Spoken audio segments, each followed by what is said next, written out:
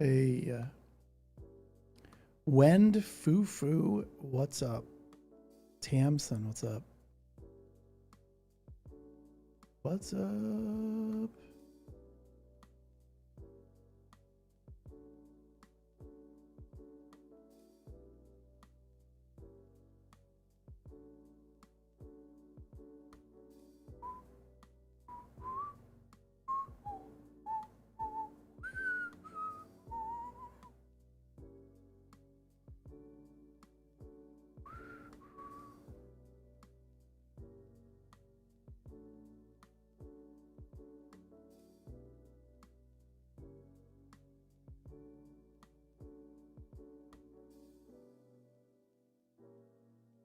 What's up, everybody?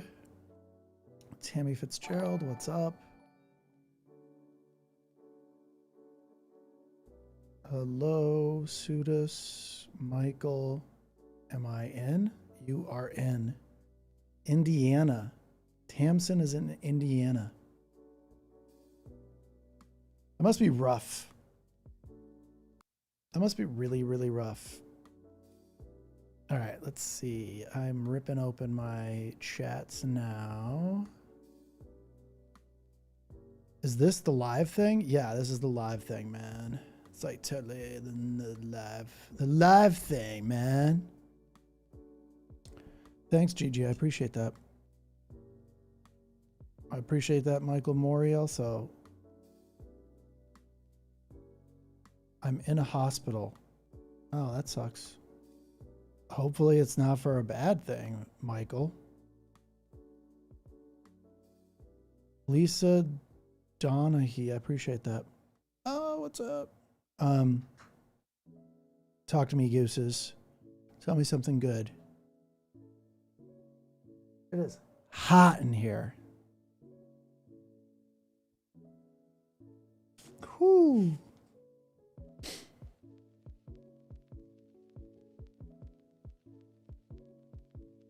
Is it hot? Is it hot, or is it, you know, just me? Just kidding.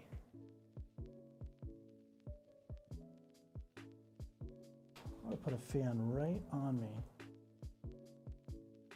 Not sure how to pull this off. Oh, that's nice.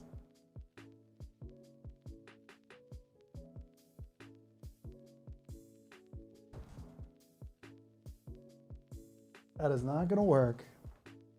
Shucks. Shucks. So hot. It is so bleeding hot out. What's up, everybody? Great music. Thank you very much. Health and happiness. Always a pleasure to see you. Really, Rosie the Riveter. How you doing? It's 87 here in Nashville. Oh my God, Nashville.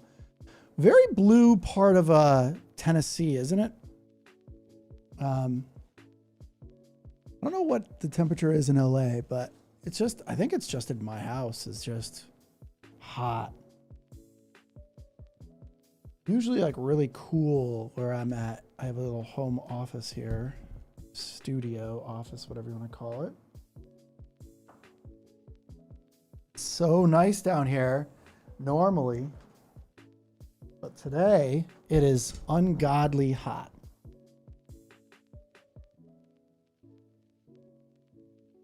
Come on now, come on now.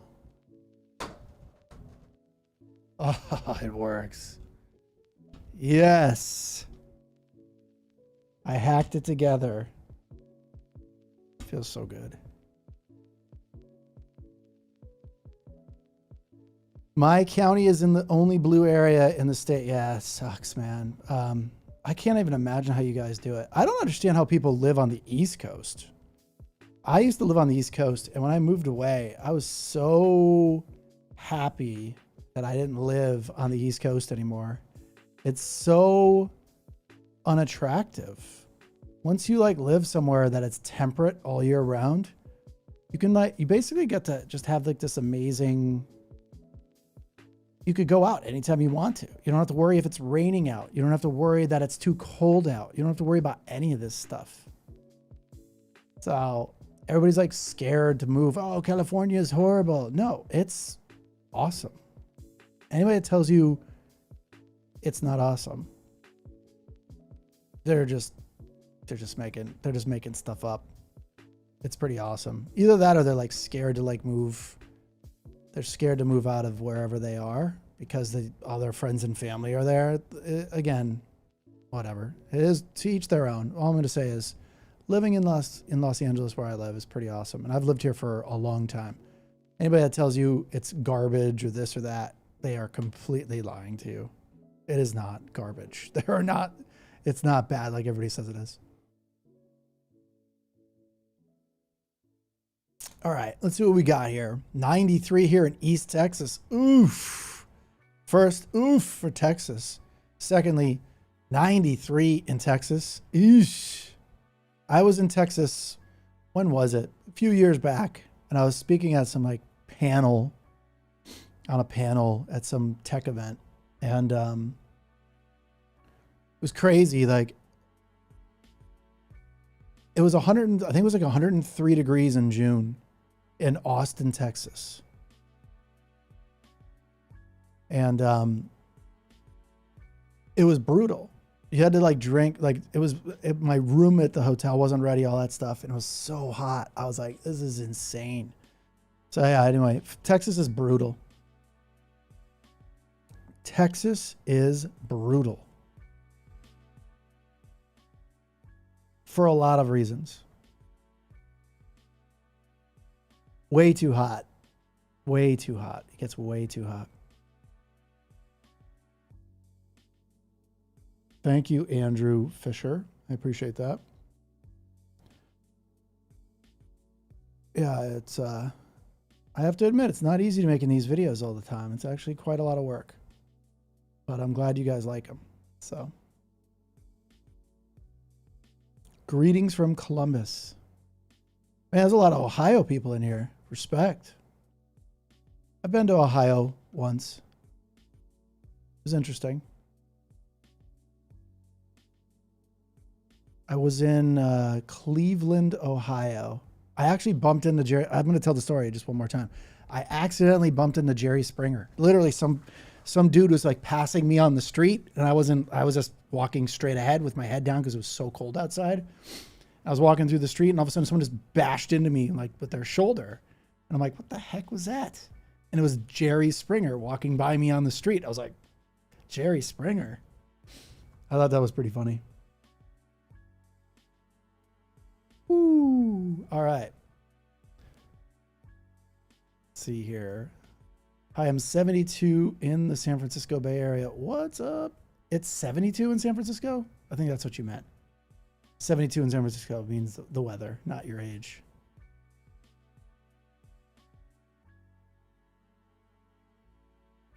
Yeah, I remember, Andrew. You said that. What's up, man? I appreciate it. Oh my God, that air feels so nice on me right now.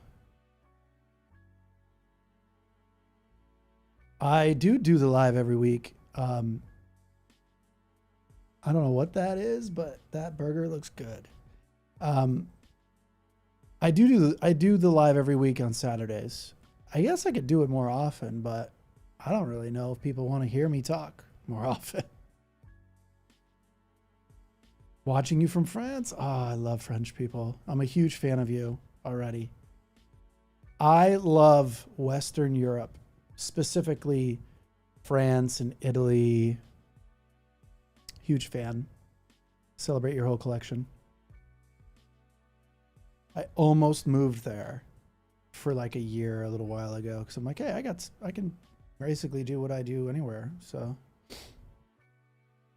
oh, I'm an American who escaped to France during the first regime. Yes, that's awesome. I've been watching a few streamers. I don't know how I bumped into them on YouTube, but I've been watching their content where they moved from America to France. And they're like, wow, you know, I have a job here and I make a lot less money, but I have all these bills covered. And rent is like so much cheaper and blah, blah, blah. I'm like, wow, that's really cool. I care more about the lifestyle. Once you get to a certain point in life, you're just like having a good life, like living, like You work to live rather than live to work. And I'm a big fan of that. Hook 180. I remember you. What comes first, knowledge or confidence? I honestly don't know the answer. Like, I think confidence comes first, but then again, at the end of the day, when you start to get confidence, it's the knowledge that you can do something, even if it means shooting a basketball or running or walking. Even like when you first learn to walk as a kid, you get confidence the more you do it. And then sometimes you're overconfident and then you do it and then you fall and you go, well, can't walk that far yet. Not that anybody can remember learning how to walk. I'm just saying, like, in terms of, in general, I think we build confidence as we take action. And then somewhere along the line, we stop learning, or some people stop learning. And it's a tragedy when people stop learning to then build up more confidence in your life. Some people who are insecure will then fake confidence. And fake confidence will turn you into a Trump supporter. You don't learn anymore. You don't do anything anymore. And you think you know it all. And if people claim to know everything, they never learn anything after that. 74 sunny in God's country. I don't know what that means. I don't know what God's country is.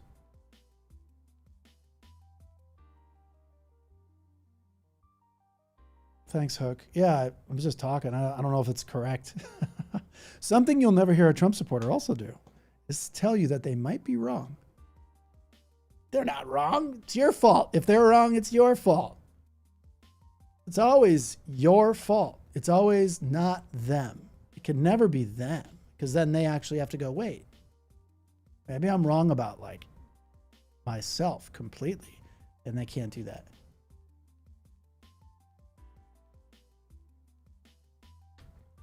Water is so good. For those who don't drink water on a regular basis, what are you doing? What are you doing with your lives? I'm just kidding. I don't mind. You don't have to drink water if you don't want to. More for me.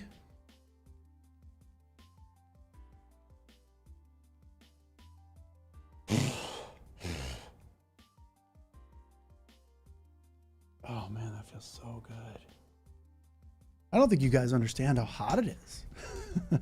It's probably not that hot compared to where you guys are, actually. LA is a lot less like steaming hot.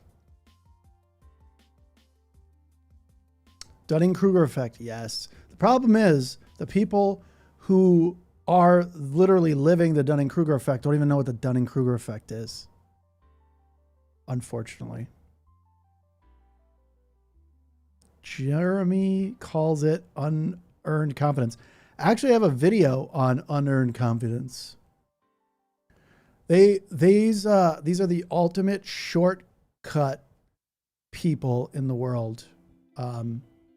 They will take shortcuts to power, shortcuts to everything.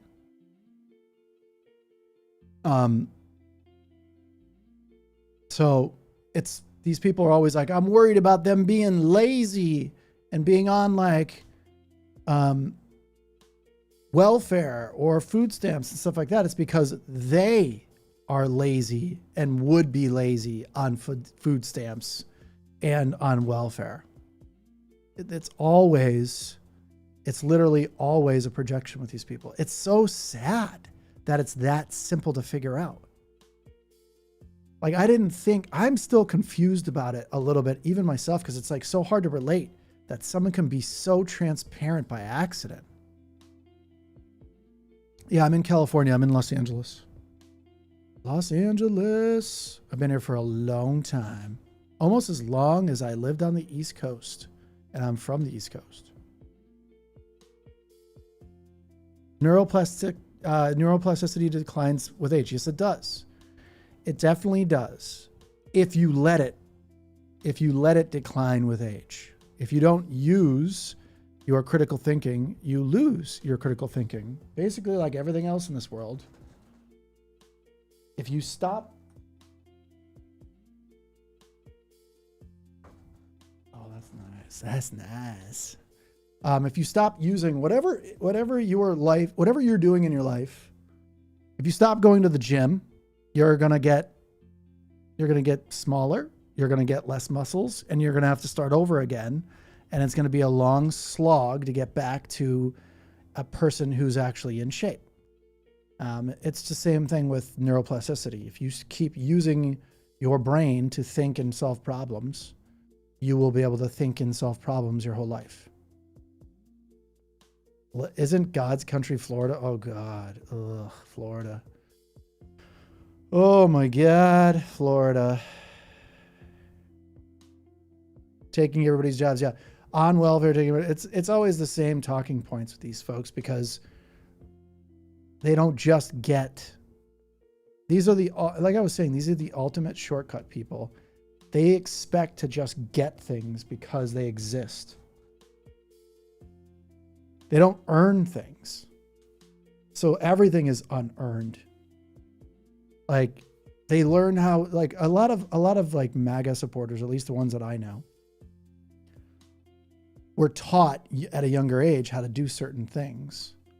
And that's all they know. They don't want to learn something new unless it benefits them in that moment right now. And it's usually something like physical, some physical labor where they're like, I'm going to go build my deck.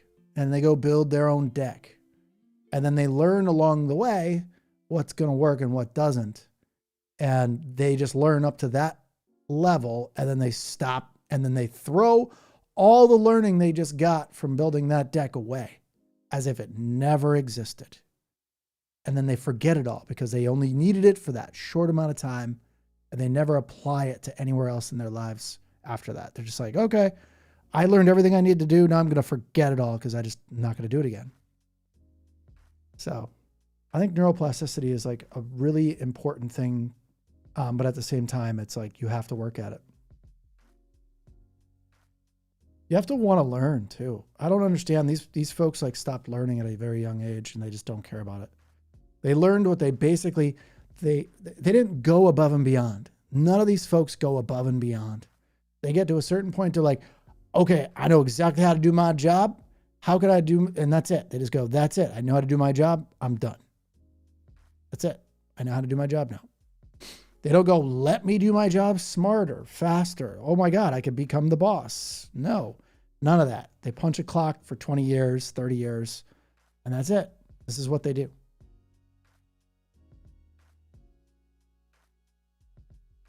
Yeah, I agree with the welfare statement 20 times more. People don't, you don't understand, like we're using I think we're using the wrong words though, is the problem. We keep saying welfare. And when we say corporate welfare, nobody cares about corporate welfare because no one's attached to that thing. It doesn't affect their lives during the day. So you say corporate welfare and they're like, I don't even know what that means because it doesn't affect them. Like there's nobody outside towing their car. You know what I mean? There's nobody outside doing something to them that physically makes them understand like what any of this means. It's so foreign to them. It might as well be happening in another country. And they just don't care about that stuff.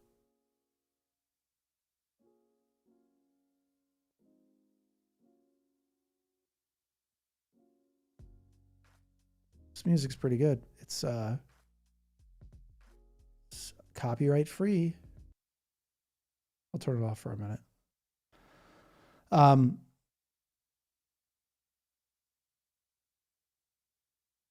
Went to jail on shortcut, cult, fool on a lie, sold my home. I don't know what that means, Tammy. Broken. I'm not sure what that means, but I think I understand what you're saying. Remove me, F the what? I don't know what you're saying, Tammy. Anyway, I left South Florida when it was unbearably hot year-round to Michigan. Oof, Michigan. No, thank you. Well, the cool thing about heat is you can use air conditioning. And then like when you live in the East Coast or like Michigan, you then have to use heat to keep warm. So I don't know. I think I'd rather use air conditioning. I'm not hating on Michigan. I'm just saying I wouldn't want to live there myself. I've never lived in the middle of the country, so you guys know it better than me.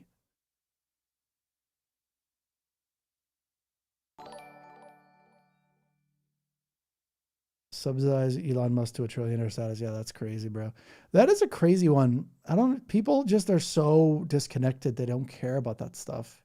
They're too busy trying to like survive every single day. They're so used to surviving every day. If it doesn't drastically affect them right now in this moment, they don't care until it affects them. And then they're like, oh, I didn't know this was going to hurt me.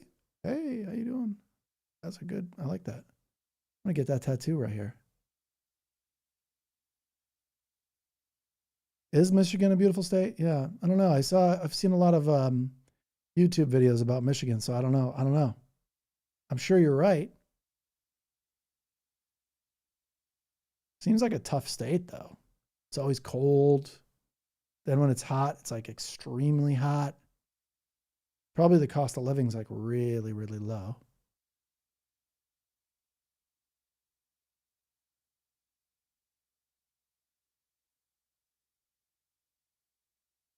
All right, let's see what we got over here. My wife and I went on vacation to the rules of Sedona Valley in Ohio, Virginia, West Virginia, Pennsylvania, Maryland, and all the way to Washington, D.C. We only saw 3 Trump flags. Yeah, exactly. I am telling you, it is going down, man. I called this like months ago. Like they're collapsing because the people I knew were even stepping off. So there's people I know. I haven't talked to in a little while, but I'll tell you, there are people I know. They're the bottom of everything. So when they do something, when they are the ones going, hey, I am not doing this anymore, I know that's the bottom. And I'm like, uh-oh, that thing's about to collapse. So I don't know if you guys know the dude that's always the bottom in like on what's it called? Investing. I can't remember his name right now off the top of my head. But anytime this guy like calls an investment, it crashes like the next day. Shoot. I can't believe I can't remember his name right now. But anyway, so yes, Jim Cramer. Thank you. Love it. PK, good looking out. Yes, Jim Cramer. When Jim Cramer says invest, that is when you should run as fast as you can to try and sell that stock. He's the top, and you know it's going to collapse after that. So I have people in my life that are just like that, that do the same thing, but it is for, it's basically, it's for life. Like anytime these people do this, I know instantly it's the bottom or it's the top. And I'm like, sweet. And sometimes that helps me do videos because like after a conversation with some of these people, I'm just like, you're what? I'm like, this is great. Thank you for the conversation that's like going to be what everybody else is going to say. And it's just what everybody else says. It's crazy. It's almost like they're getting like the same, they're in some like group chat and like someone's sending to the group chat what to say. Okay, here's what we say today, guys. Wherever they're getting it, it's exactly the same. They're saying the exact same stuff. It's crazy. I don't know. Whatever. It's just weird to me. I don't just buy into some of this like weird stuff.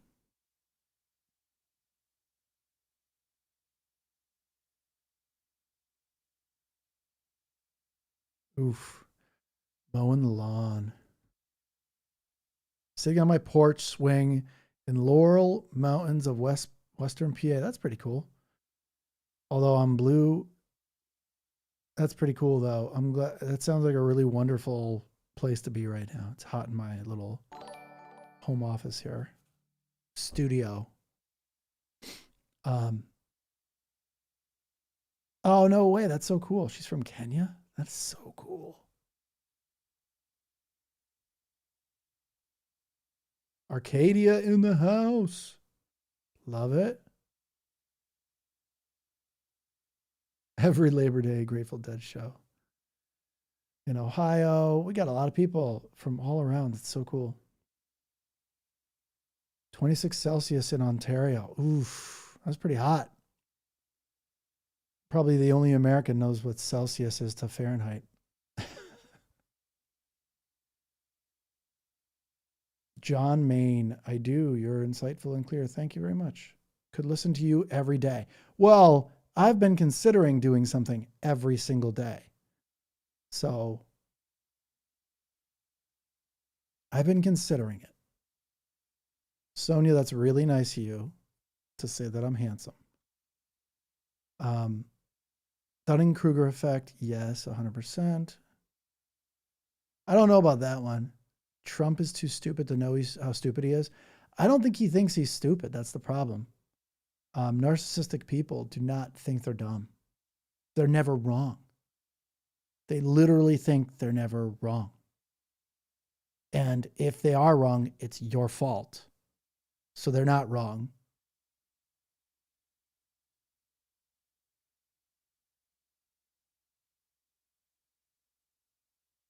I'm so glad. What is this?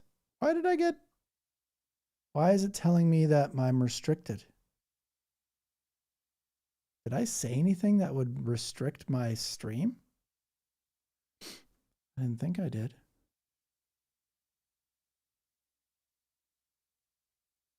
Why did TikTok restrict my stream? How lame is that? Lame. Don't delay, Lucas. Delay what? I didn't think so, Rosie. I didn't think I said anything. Larry Ward, too easy to go to your phone rather than learn. Yeah, the thing is, like, you could go to your phone and learn, though. You could easily go to your phone and just Google something.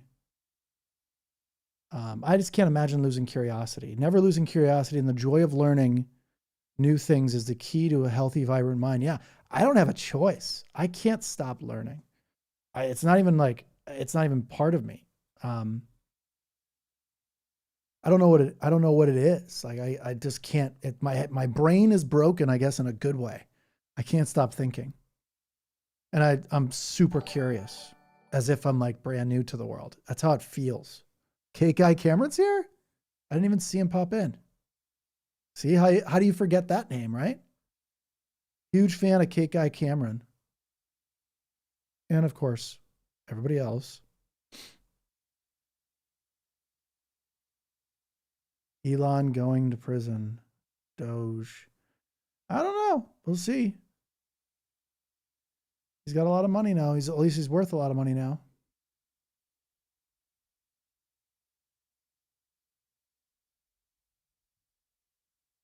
Big hook, but it's okay either way. What did Vass whatever?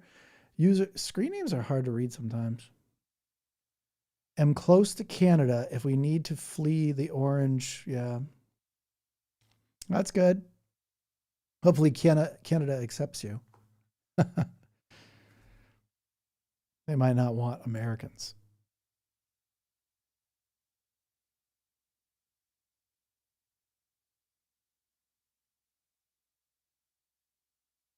Fascism always fails because the foundation is othering minorities. Yes.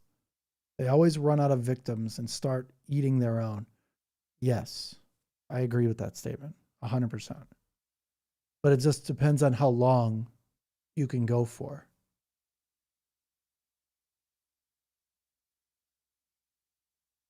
Yeah, the UFC White House event, it reminded me instantly of the Coliseum.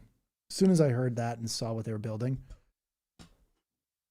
you can't not think Coliseum. You can't not think just emperors in general. I'm expecting to see, if we see him go like, put his thumb up and go like, or down, right? then we've got a problem, I would say.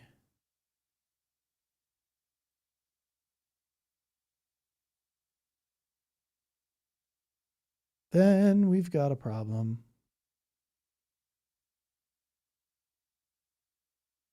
All right, let me scroll through these comments here. Oh, if you really want to ask me a question, you can hit that super chat thing up too. And it's not that I care that much. It's just that it would isolate your comment so I can see it. Sorry if I'm reading too slowly here. Yeah, Project 2025 is using Trump like a flashbang to distract everyone from the takeover. Yeah, I don't disagree. But the question is like, Cake Guy Cameron. Oh, smart move, dude. Smart move. Although Canada's pretty cold. Pretty cold.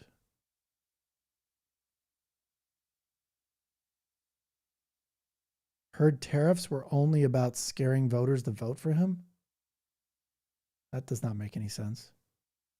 Why would people vote for him if he's the one who put the tariffs in?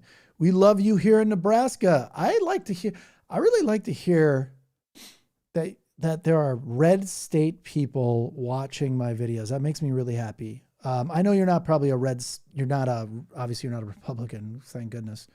But it's just cool to see, Nebraska and Ohio and Tennessee and stuff like that. That's really cool. I'm a fan of you too, Michelle. Daily Lucas? Yes. I was thinking about doing a 5 days a week stream talking about stuff. But I mean, I don't know. Maybe not.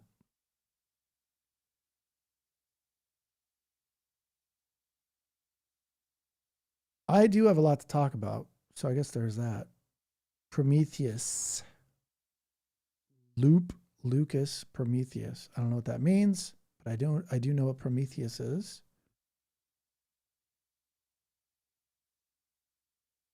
Your wavy hair makes me look like a surfer. I have been a surfer my whole life.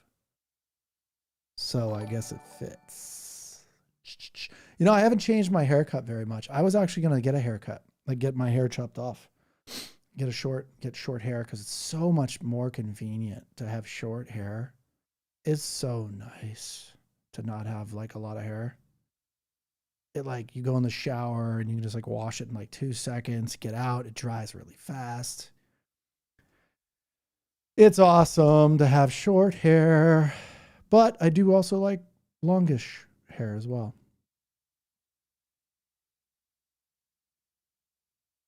Google helps with curiosity of learning. Yes. Google, AI chatbots, but you know what I find interesting is these chatbots. It's like ChatGPT or Claude or any of them, right? Those are the two most used, I would guess. Gemini, whatever. If you're not an expert in what you're talking about, it could deceive the hell out of you, not even on purpose. It just thinks it's giving you good information. I catch AI giving me bad information all the time. And if I didn't know better, I'd fall for that information. And that's how propaganda works, right? So if you don't know something already and you ask a trusted source or what you think is a trusted source, the question, you say, hey, what's this question? What's the answer to this question? And they go, oh, it's this. And if you don't know any better, you're just going to think it's this. And then you're just going to go through life with the wrong answer until somebody finally corrects you. I think that's how a lot of these MAGA people are. They are just told what to think and what to do and how to act. And then they're bullied into by their neighbors. Softens my face. Thanks, Jojo. I don't know what that means. Yeah, maybe it does need softening. It definitely short hair makes me look wicked young. That's for sure. If you saw my hair as short, you'd be like, whoa, you look like a kid. Anyway, I think a lot of these cultures are like bullied into staying inside of the cult because they're surrounded by a bunch of people who think the same thing. And I've watched people get bullied on the internet into wait, you were like a diehard Trump supporter. What do you mean? You're a turncoat. You're not a real MAGA. And it's like, yeah, dude, it's a good thing. And all these MAGAs are like trying to bully him back into submission. So, yeah, person, man, woman, camera, TV. Oh, that's funny. That's funny. You know, the thing is, those tests also that he took, those cognitive tests, you only have to get like a few of those answers right to pass. You don't have to get them all right. Out of like 10 questions, I think it's like you have to get 7 right. I looked into it. I'm like, holy cow, it's like you can get one of these wrong and still pass. You can get 3 of these wrong and still pass.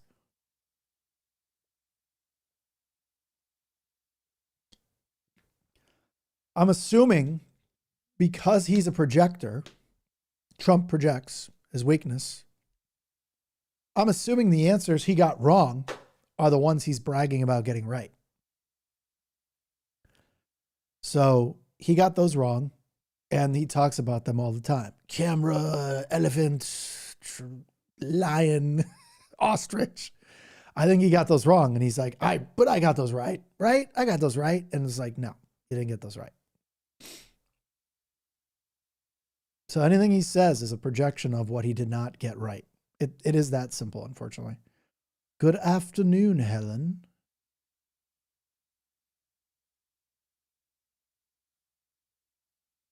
Oh, salad sounds good. You said a salad, high salad. It sounds delicious right now. I'm a little hungry. Columbus is a blue city and a red state. Yeah, I've heard that. My friend used to work in Columbus. I think it was Victoria's Secret corporate. Very blue.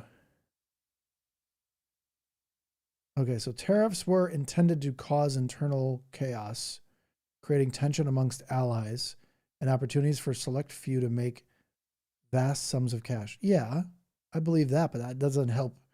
Americans won't vote more for him because of that, though.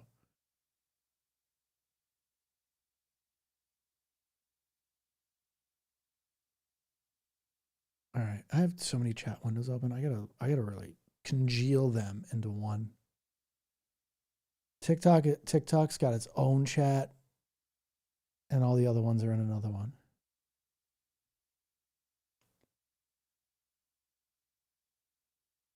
Kentucky, sweet. We're representing almost the whole red state Bible Belt over here. Love it. I'm glad you're here. Isn't a memorial intended for someone who's dead? Yes. Yes, that is exactly right. Maybe if Donald would generously accommodate. Oh, man. That's messed up. Wizard of Rob. I appreciate Wizard of Rob Bays.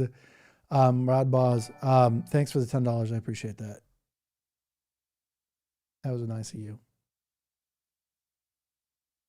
That's funny. That is funny. That was a good one. It's anticipation memorial. Oh boy. The question is, why did TikTok delimit my chat? I don't understand that one. That's one for the ages. AI lies and spies. So here's the thing. AI is absolutely a problem. I don't want to say this. I'm the last person that wants to say this. If you go to AI and ask AI a question, if you don't know general answer to that question, you're just like trying to legitimize or satiate your learning. If you don't already know it and you're really asking, and it's about something important, not just some mundane fact, it'll get a mundane fact correct. But it will not get certain things correct. And if you don't know, it'll definitely try to trick you and gaslight you into thinking it's right. It's like a Trump supporter. It's completely wrong and is confident in being wrong. So you got to be careful. AI can do that to you. It's not always like that, but especially political topics, it'll gaslight you into thinking what's happening right now is completely okay and normal. If you went and asked ChatGPT right now, ask this question, you just check it yourself. You don't have to believe me. Look at it yourself. Go to ChatGPT and say, hey, is what's happening in the government right now, is it fascist? It'll say, well, some experts say maybe, but then there's other, it's very hotly debated. Wait a minute. Go through the list, ChatGPT, of like the core tenets of fascism. You know, and they're either really easy to learn. You can just go learn and then go, any reasonable person can go, here's a list of things. Do those things match what's going on over here? It's like a grocery list, right? You go to the grocery store. Do I have everything in my cart? Yes. Then I've completed the grocery shopping. If everything's in your cart for fascism too, then you've completed the list of fascism.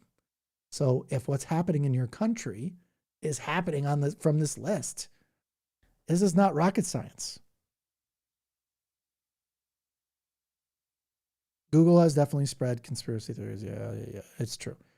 The problem is, like, the far right has been convincing people for like a number of years now, 3-4 years now, that Google is woke, like, and all these platforms are left wing. And it's like, bro, 2 + 2 is not left wing. It's just math. I don't know. I think it's interesting to see these folks like have these like mental breakdowns when you, and then it's funny, like they'll have an emotional breakdown and then they'll project onto you that you're being emotional or that it's your fault they're having an emotional breakdown. And I think it's interesting. If you guys want to see the most unruly, unhinged comments ever, follow me on Facebook and look at the comments below my posts. There are some crazy MFs on Facebook. This is where all the toxic right-wing boomers are. Like there's nothing wrong. By the way, boomers to me are not an age thing. Boomers is a mentality. You can be a boomer at like 25, as far as I'm concerned. So if you're a boomer, don't be offended by your age because it has nothing to do with age. It has something to do with, I have discontinued learning and I'm just going to listen when everybody else tells me to say and do. And I'm going to be a submissive person to authority, even if that authority is fascism. MAGA knows Trump is ruining the country. They approve because it's owning the libs. Yeah, they are. I agree. But it's owning them. That's the thing about MAGA. They don't mind spending $100. They will lose $100. They'll go into debt $100 just so you lose $10. This is crazy stuff. Yeah. Boomers are a declining demographic. I don't think so. I don't think boomers are. I think boomer is a mentality. When you talk about it as in baby boomers, yes. I use boomers as in people who are just like Karens in life. And no offense to anybody named Karen here. You got a raw end you got the raw end of the stick here for sure. I'm sorry that they decided to label Karens as Karens, right? But I don't make the rules, so I'm just going to use the term. If you're a Karen in life, I also use boomer to say, oh God, okay, boomer, because they're the ones who will like, oh, no running on the sidewalk or something like that. And I'm going to go tell your mom on you. And it's like, pump the brakes.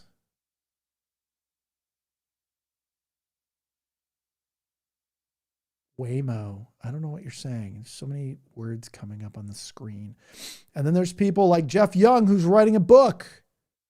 You're killing me, Jeff Young. It's a long sentence.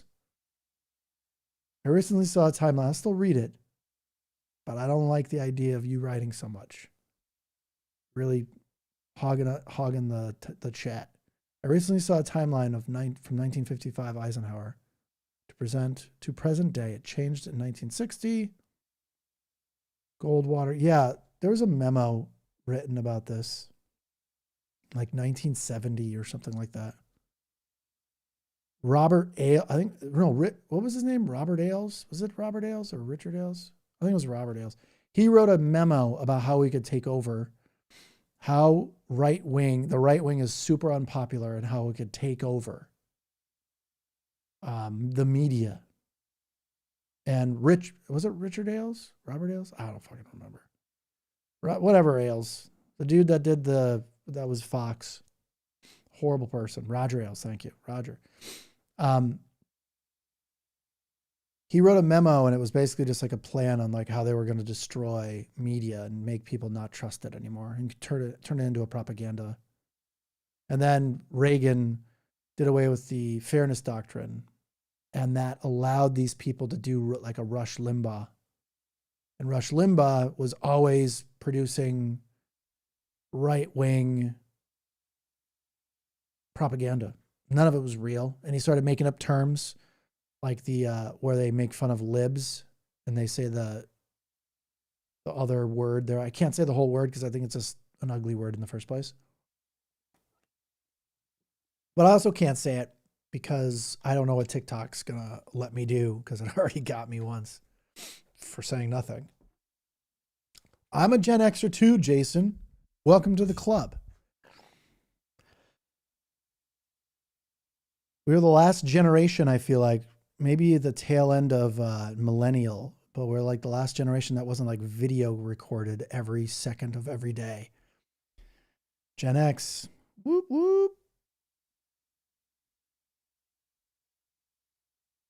I'm a boomer who lives in Georgia. Oh my God, that's a tough state to live in. That's a tough state to live in, man. It must be nice though, probably too. Every place has like nice parts of it. Sorry, I will never go back on Facebook or Twitter. The only yeah. I like Facebook. It gives me a lot of like, it helps me understand boomerology. I love boomerology. I love understanding boomers who lives outside the US. I'm an older generation. Oh, cool. All right, let's see what we got. Fascism seems more of an industrial era phenomenon of stupid chat is going by so fast I couldn't read it. I'll have to go over here. All right, I'm reading it. Hold on. All right, here we go. Where did that one go?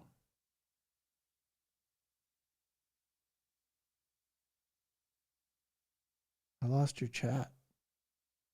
Fascism, here it is. Fascism seems more of an industrial era phenomenon of thermodynamic runway caused by infinite justification psychology more than just a set of tenets.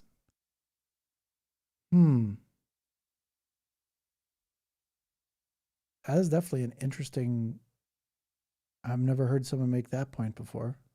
I have to think about that a little bit more. That's a good one.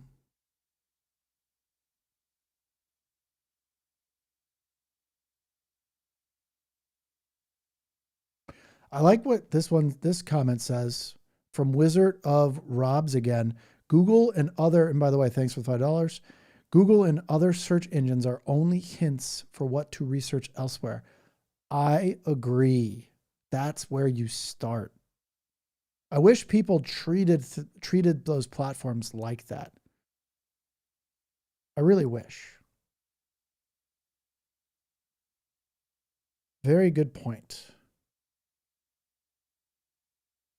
We should make OK Trumper a thing to say to MAGA trolls online. I totally agree. I don't think it has enough teeth, though. I like stuff. I like words that have teeth. And I think we don't use, we don't, I think we make a lot of mistakes with the words we use. So like one of the words I think is a wasted word that nobody knows and it's going to take forever to learn. Oligarchy. It has no teeth and it doesn't mean anything. And they're trying to convince you it means something, yet you're fighting against people who have like created terms and words and hijacked those terms and words that already have like teeth that mean something. So we need words that mean something. And also we have to uphold the social contract that we have with people. This is where they're getting off. Like they're able to get off without anybody getting mad at them or being held accountable, is that these folks are not being held accountable for their actions. They're not embarrassed enough. They're not feeling ashamed. There are no ramifications. The ramifications we can have is make sure they are socially held accountable. 57. You're not a boomer yet at 57. Come on now. Come on now. Turn 60. Woo! Congratulations. Yes. We grew up drinking sun-warmed water from garden hoses. I would say I didn't. I let it run for a little while. I was smart enough to learn, let it run for a minute till that cold water starts flowing. Then you drink the hose water. So it was a little bit better. But we definitely drank water out of a hose. And it's funny that I don't want to go down to the Gen X rabbit hole here, but we didn't want to stay home. No one wanted to like it was a punishment to like, you can't leave the house today. Everybody was like, what? What do you mean I can't go outside? What do you mean I can't go play with my friends and ride bikes and play basketball and soccer and anything we basically wanted to play? Like we played so many sports all day, like 8 to 10 hours a day, especially basketball and soccer. How do you find all the studies that you talk about? It's easy. The internet, the interwebs. You just got to know how to search. 61. That's a good number, though. I wish I didn't get the iPhone 17. Half my memory is reserved for AI. It's evil. What? iPhone 17 is good. It depends on if it's a Pro or a Pro Max or if it's just a regular iPhone 17, because iPhone 17 is hard. Jeff, you're killing me, man. Did you just paste in the same stuff you pasted in last time? Or am I going backwards too far here? There's so many comments. It's crazy. I'm a boomer, 6'7". Oh, God. This is the only, I guess, you know what? That's the only thing you can enjoy at 6'7". So just say 6'7", I guess. It's very youthful of you to use the 6'7" meme.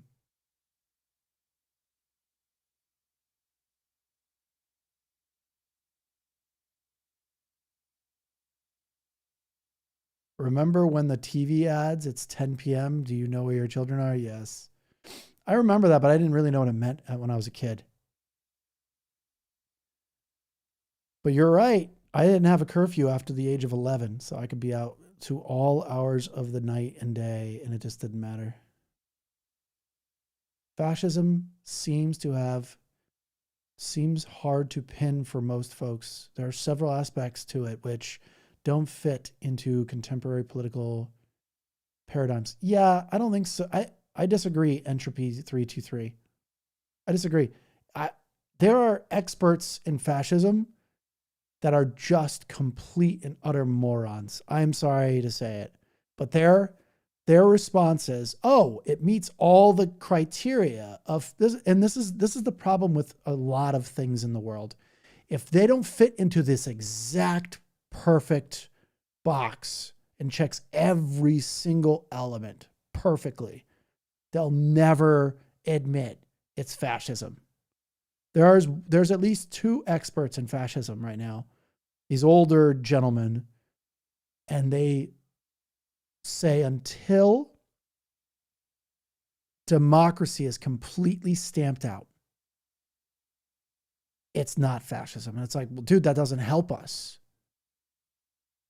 Help us survive or stop fascism.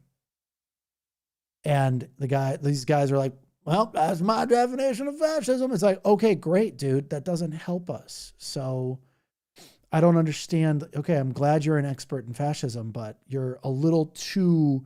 David Logan, are you really writing? Are you really just taking over the chat now? You're killing me, Smalls. I don't think it's good to wait for the box to be completely full with your stupid, unreasonable, fascist definition. Like, it just doesn't make sense to me.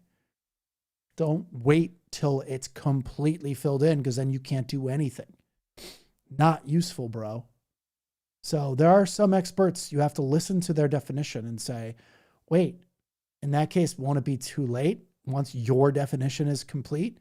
Oh, well, I'm not really concerned about that. I just want, it just has to be complete to my definition. And it's like, what? You're crazy. It's like, wait, there's an asteroid going to hit the Earth. Well, it's not going to hit the Earth until it hits the Earth. Then we can say it's going to hit the Earth. And it's like, how does that help us? It doesn't. It just completes my definition of something hitting the Earth. Okay, bro, your definition is not useful anymore. Bye. Rotolo, Renette Rotolo, what's up? I can't pronounce names very well. Boomers. Boomers gonna boom. Boomers gonna boom. You know what they say about boomers, though? Like real, like age-related boomers. I was reading an article from like the 70s. This is how thrilling my life is. I was reading an article from the 70s from the New Yorker magazine. And it was called the Me Decade. And it was basically how boomers are super narcissistic people. And I was like, wow, this makes a lot more sense. So I have to read it a little bit more. I can't say I have a assessment yet. It doesn't fit my exact box. But I have to read this article still. But if you guys want to read an interesting article, there's a New Yorker article from the 70s called, it's like the cover of the magazine newspaper at the time. It's Tom Wolfe, TOMWOLFE. And it's called the Me Decade. Very interesting read.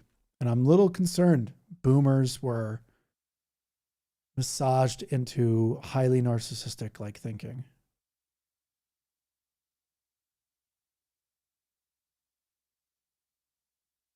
Charlie Kirk stuff? How's Charlie Kirk getting into this chat? Dude, Charlie Kirk was a YouTube debate streamer. That's it. Next. 6'7" is funny. Yeah, only to like a person who's like 18 or like 15 or 16. Maybe 20, maybe you're 21. I don't know. It's not really that funny. Oh, okay. So Tammy Fitzgerald, you're the... It's weird. Top, over, bottom, upside down, and then 6'7" means in Europe. I don't know. I don't know. You know, I really haven't done any research on the 6'7" thing. I don't even know what it means. Really rosy. So I have to look it up. The thing I read up, it meant nonsense. Like it was just like some internet meme that doesn't really have a meaning. It only has a meaning to how you use it and portray it. Yeah, it doesn't mean anything exactly. I agree with that statement. I've looked it up a few times and it kept saying it doesn't mean anything. All right, let's see what we got over here in the YouTube Facebook chat.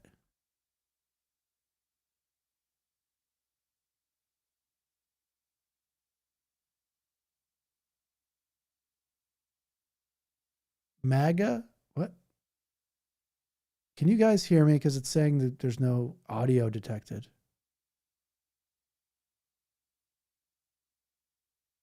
Yes, you can hear me? Speak to me. Okay, good. MAGA uses their ignorance as an absurd shield. When confronted with irrefutable evidence of their fascism, they fall back on, I didn't hear about that. I'll have to look into it. Oh, yeah. Yes, they do. I have a video coming out about that exact thing. Stay tuned. I haven't heard about that. I need to do my research on that. That's what they say. And they never look it up ever. $10 from Yabbits. Thank you so much. If you love money is the root of, if love of money is the root of evil, the love of truth. Oh man, that chat goes by fast. All right. If the love of money is the root of evil, the love of truth is the root of good. It is the truth that sets us free. It is. But you know what is also the thing that really hurts us, I think. By the way, that's a great statement. I agree with that. What I think about that is being an idealist, because I didn't realize that that I am an idealist, but I came to the conclusion I'm an idealist recently, and I'm like, oh, that stinks. Idealists never fare too well. So I'm concerned about my idealism. Wizard, from the old textbook, only game Zork. I can't afford another paid comment. Thanks for what you do. Thanks for sending me your last $5. Jeez, now I feel guilty. Can I send it back? I reassert that 6'7" is funny. I am 56 years old. Laugh out loud. All right, dude. You get it. I will keep saying 6'7", even though I don't know what it means. And it really has no meaning. Xenials. Is that what they're called? Is that what Generation X is called? Xenials?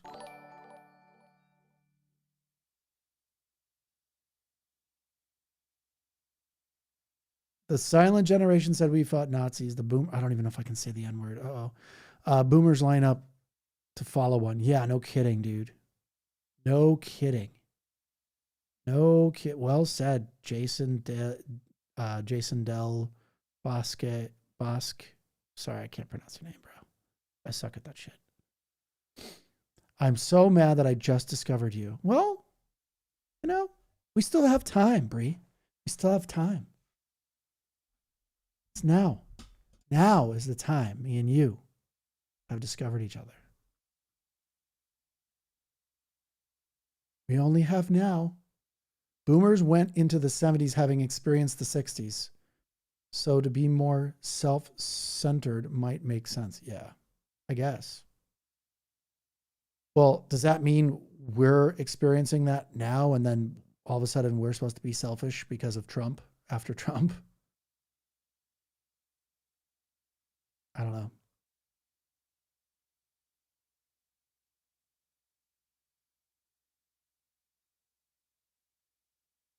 Many Vietnam protesters became the wolves of Wall Street. Yeah, that's true. There is a descriptive effect of fascist actions on objective reality. Then there is the spiritual aspect, as the die-in-the-wool fascist intend to deify the state. Oh, I see what you're saying. Yeah, that's a good point. Deify the nation. You're right. And what is the representation of the nation is president. So that's correct. They are trying to deify. It's a good way of saying it. That's a really well said one. All right. What do we got here? Wizards. Oh, I thought that was. All right. I'm way behind on my messages here in the chat. It's a real threat. $70 billion for a private army. Yeah, I agree. So my question is, I thought Congress had to reapprove $70 billion. Am I wrong or am I right?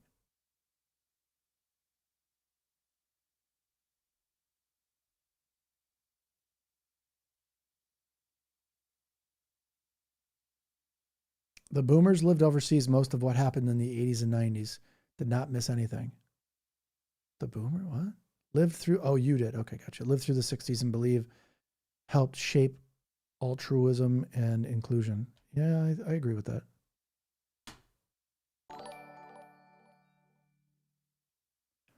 Man, I got to really slow down these comments. They're coming in way too fast.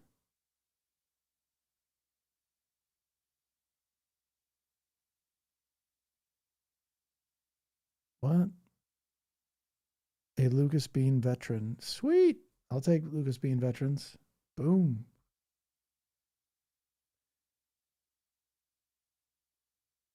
All right. All right. Normies better wake up and see the threat for what it is. I wouldn't call them normies. I would call them delusional cult members. They're not normal people. These are not normal people. They're high narcissistic traded people.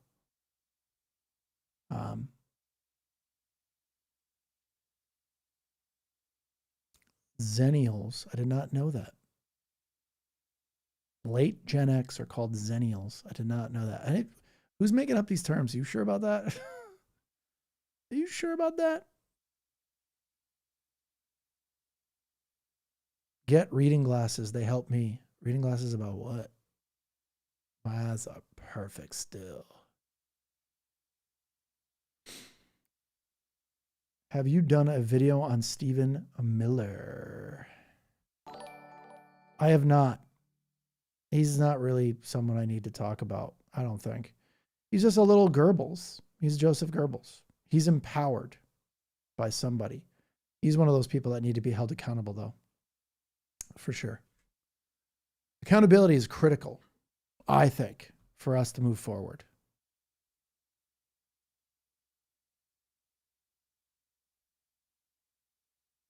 An idealist isn't the same as an ideologue. Yeah, I agree.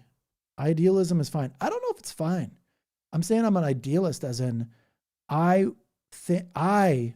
myself would do the right stuff every time. But nobody else is like me. Or they think like, wow, what he just said or whatever. What I just said is like, yeah, let's get him. But like, I don't know if an idealism is right because I don't think a lot of people are idyllic. Like it sounds lovely, but it's not realistic. Idealism is,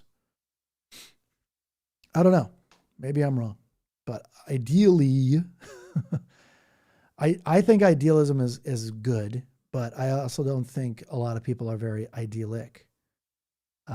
If someone, let me give you an example. If someone put me into power, I was I don't know if congressman, but like a senator, or I wouldn't even say senator. If people made me president, I would absolutely do what was right for the American people. I would do what was right every single time. It wouldn't even be a question for me. I would just do what's best for the collective smart way of doing things, which is why, and I also hate power. I don't want it. I don't want anything to do with it.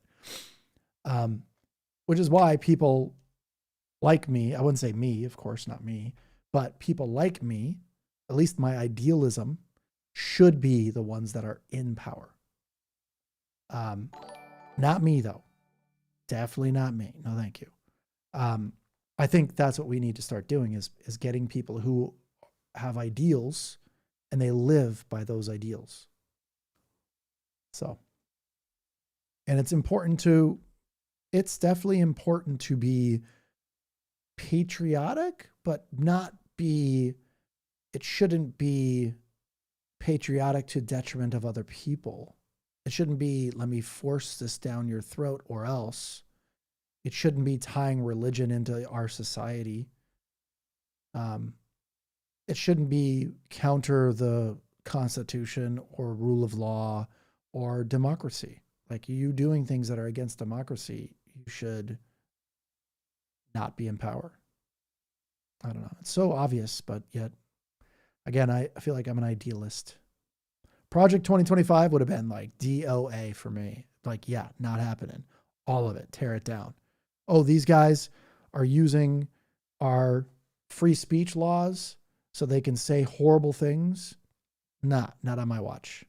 I am going to make sure that those folks that are taking advantage of people, of our open society where people are very nice to other people, they're taking advantage of that niceness and hurting people with it, and then saying free speech, saying hateful, horrible things in a calm tone of voice does not make you a good person. It makes you a bad person. And you shouldn't have power or a platform to spew hate. I don't care. There's some laws. We should actually have some kind of speech laws. I'm sorry. I really believe that. And it's just common sense stuff. Don't spread hate. Don't openly attack people. Don't be awful people to other people. Like, be welcoming and be kind and be generous and all these things that you should be as you're sharing society with other people. How are you supposed to have a society that where there's a lot of people who hate another group, yet they skate by and there's no accountability? That's the paradox of tolerance. Exactly. We tolerate intolerant people. And when intolerant people abuse a system of tolerance, they destroy that system from the inside. Goebbels, I think, was the one who pointed that out first. Those Germans, the party that took over Germany in the 30s did exactly that. It was a liberal democracy. Germany was a liberal democracy. And very ahead of its time. The highways, the Autobahn was all created by the guy before those idiots, those fascist idiots took over. He actually built the highways, Bismarck. He was the dude. They built it all. They reopened it. The fascist regime relaunched the highways under their name, even though they were already built, and then claimed they did it. It's an interesting yet sad story. How do you slow comments? You can slow. Yeah, I don't know how to slow comments. Dude, you act like I know what I'm doing over here. I don't even know. I just pushed a button right now and it just totally messed everything up. So I'm not pushing any more buttons. Let's see. How do you slow comments? I don't see it anywhere.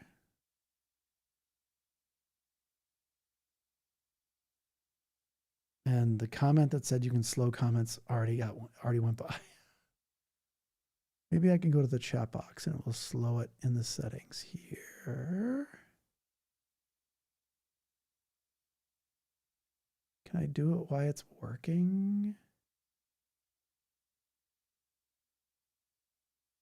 Yeah, I'm not going to do that. You guys are too big. Tallarico versus Paxton, Texas Senate race. Tallarico for sure, man. Tallarico could be our next JFK, man. I don't know. I just feel strongly about that dude. He says the right stuff. He lives by his words. MAGA, make abusers great again. Exactly. I agree with that. I agree. That's what MAGA stands for in this case. If you guys can name just one person you know in your life that's a MAGA supporter who could literally truly admit to being wrong about something and take accountability for it, I bet you can't do it. super high narcissistic people cannot take accountability for their own actions, cannot admit they're wrong. That's why this is a cult of narcissistic people. They're high narcissist people. It means they only care about themselves. And if something happens to them, then they want empathy from you. So, which is why I have a hard time trusting or promoting ex-MAGA people. I'm not a fan of people who are like, oh, well, I was part of the cult, but now I got out. I'm like, when did you get out? And why did you get out? And no, I'm not just going to be like, yeah, welcome back. Like, it's not going to work out for you, for me. I don't trust you. I don't trust ex-MAGA. I mean, first time you can make the mistake and be like, yeah, I stopped supporting Trump in like 2017, 2018, 2019. But if you were MAGA who voted for him 3 times, negative ghostwriter, the pattern is full. As a boomer, I remember JFK. That's so cool that you remember JFK, by the way. I'm jealous. I actually have JFK right behind me. Right there. See this guy? See him in the background here? That's JFK and his brother. Big fan of JFK and what he was trying to do with the United States. I'm glad you use my videos in debates with MAGA, but like, how do they respond is the question. Like, I really want to know, like, what do they do afterwards? How do they respond to these videos? I know how they respond on the comments to my videos. The thing is, a lot of Trump supporters won't even respect you. They won't even respect what you have to say or listen to what you have to say if you are not talking in their language. And their language is insult each other a lot. Why you can't get through to a Trump supporter? I play that one. Oh yeah, thought stopping. That's a good one. And what do they say? Do they have like a thought stop happen like right in front of you when you even play it? They crash the heck out. The thing is, like, it makes me laugh a little bit, but it also makes me go, you know, if they crash out, and it just makes me, that's what I'm saying. They are obsessed with owning the libs. It just makes no sense. Isn't that crazy how, I don't know, whatever. We cannot tolerate intolerance. I agree.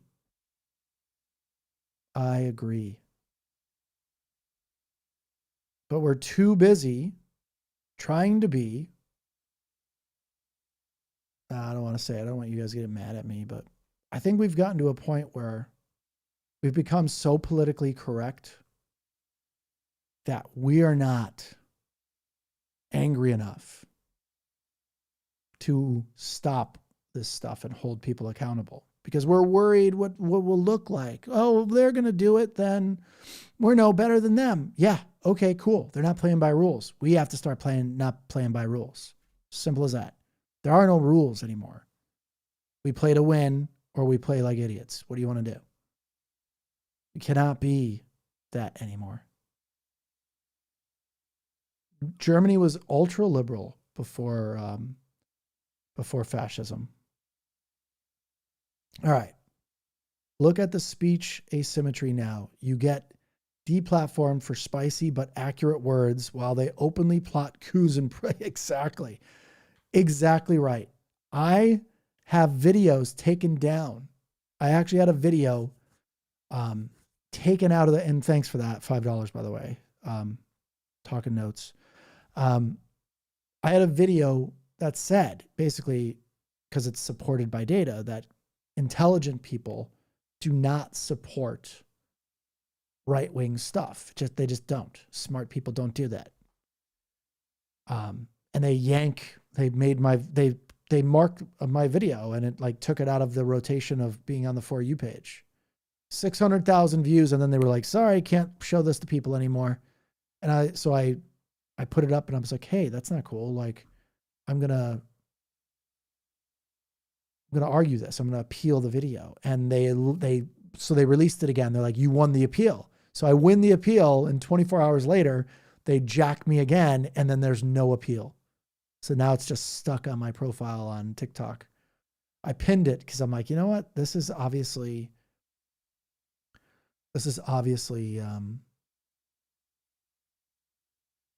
Jake Buchanan. Is it Buchanan? Oh, yes, Jake Buchanan. Hey, man, none of my videos are AI. So there's that. Not one of them. I hand edit every single one of them myself. So that's why they are so choppy. I edit in a linear fashion. I just like chop, chop, chop, chop, chop, chop. That's my video style. Kosovo and Bosnia both went through different times. Yeah, but we're not Kosovo or Bosnia. The problem with us is that we are too scared to limit speech or protect democracy because we don't want to look like our enemies who are trying to destroy democracy. And the problem is you can't not protect democracy. Yet we're too worried about what everybody else is going to think about us trying to protect democracy. So we don't do it because no, we're better than that. Well, we're losing if we're better than that. Oh, no way. You had a video that got taken down after you just, that's crazy. I had a few videos taken down, and they, like, some of them were really soft, to be honest with you. I was like, why would that be taken down? I think they just don't like my message because it's completely true and it became viral. So like at 600,000 views, I was like, oh, this is pretty cool. This is probably, analytically speaking, numbers wise, I'm like, oh, this will probably go to like a couple million views. And then the next day it was just marked on my profiles, like can't go any further, can't be recommended anymore. And I was like, that's not cool, dude. What the heck?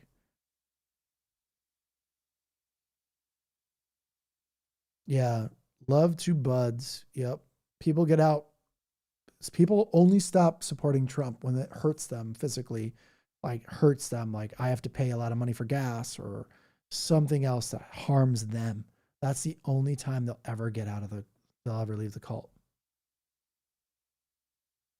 I said goodbye to my oldest childhood friend because she showed me who and what she is. Yeah, it's sad. Yeah, I lost quite a few friends in this last, when Trump got blocked or Trump got re-elected. Like I lost a friend that was very much like a college friend too. Like I went to college, my undergrad. We've been friends for not like close friends, but you know, close enough. And he was just saying some awful things. And I was like, bro, you don't really believe some of the stuff you're saying, do you? And he's like, I totally do, blah, blah, blah, blah. And just like spewing hate. And I was like, this is not the dude I remember. And I had to just like stop talking to him.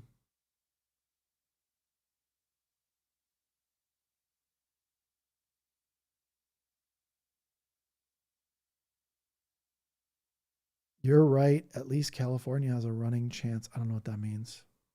California is the fourth largest. Why can't I just lost my train of thought?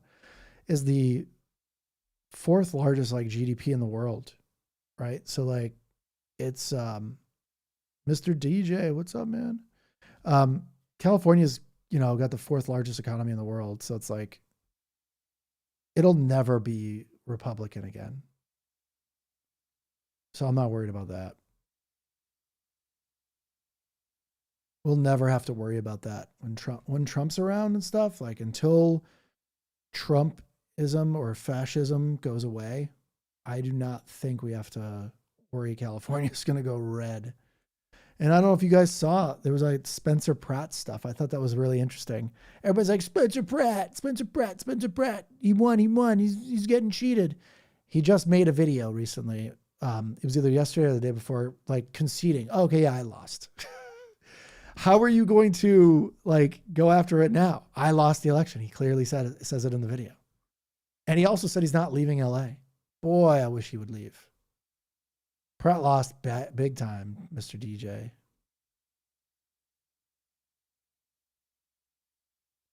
My MAGA friend does not want to discuss issues. Yeah, that's another way they get out of this now. There's 3 ways Trump supporters get out of it now. And they go, oh, I don't want to talk about politics anymore. I'm not into politics anymore. Or they go, I never supported him. What are you talking about? I never supported Trump. What? No way. And then there's a very teeny majority or tiny minority of voters who will take accountability. But then they'll say, I just supported his policies. I didn't like the other stuff. But the real thing is they are, you can't just select that. You can't say, oh, I don't have morals. I didn't care about all the pain and destruction he caused. I only cared about his like tax bills or tax cuts. It's like, oh, really? You make $400,000 a year? Not really. Okay. Well, in that case, like, why do you care? Yeah, I didn't vote for this. Yeah. Thing is, they won't take accountability because they are people who are not able to willingly say, I was wrong. I apologize. And what can I do to be different? They have no internal, they don't self-reflect. A lot of these people don't even know what self-reflection is.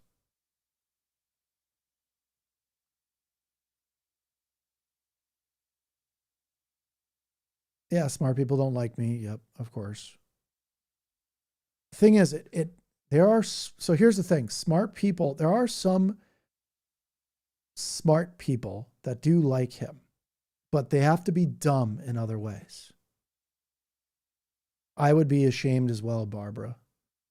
They have to be dumb in other ways. The thing is, smart people do like him that you would think that are, oh, why are there traditionally people that are smart? Some people that like him. They are vacant of EQ. They have no inner like monologue in their heads. They don't self-reflect.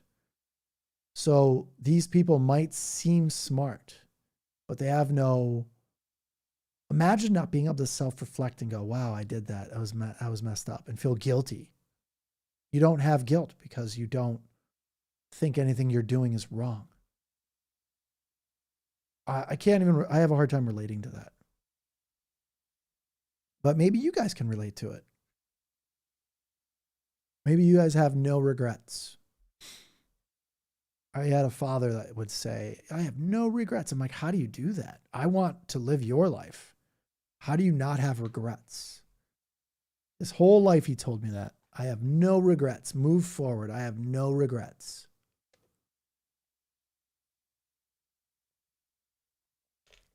Your physician has no empathy or no internal, like, he's a narcissist.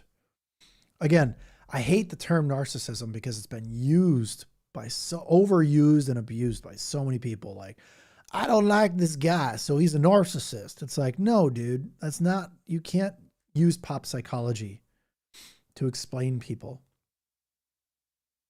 Pop psychology has destroyed the word narcissist, unfortunately, because it means someone who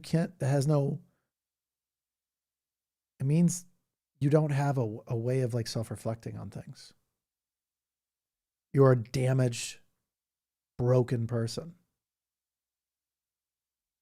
Anybody in here who actually really knows what it is to deal with a truly narcissistic type person knows that it's a crazy roller coaster of them all the time, all about them. And it's chaos and craziness. The U.S. are two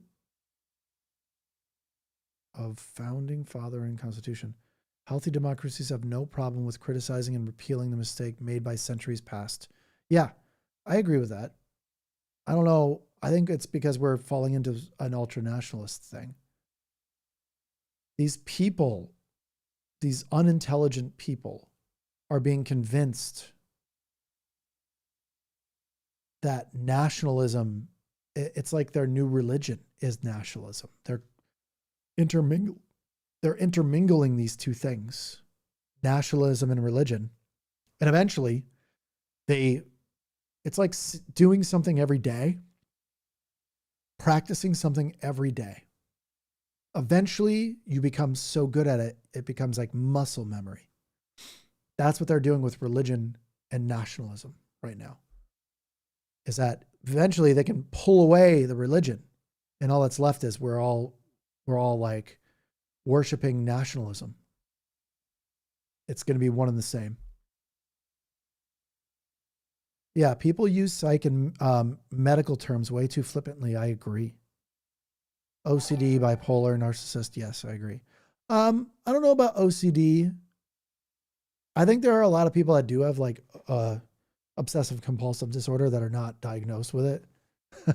I think I'm a little, I have a little OCD when it comes to certain things. I fixate on things when it comes to learning, and I will just fixate. And you know, there's a quote I remember as a kid, because I was looking for this problem, why I'm able to, there's things that I was just completely not interested in, and then things I would fixate on and just absorb every ounce of whatever that thing was.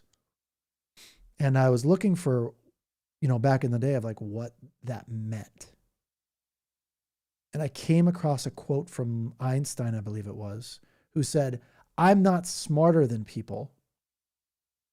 I just stay with problems longer." Meaning he obsessed about the problem and thought about it all the time.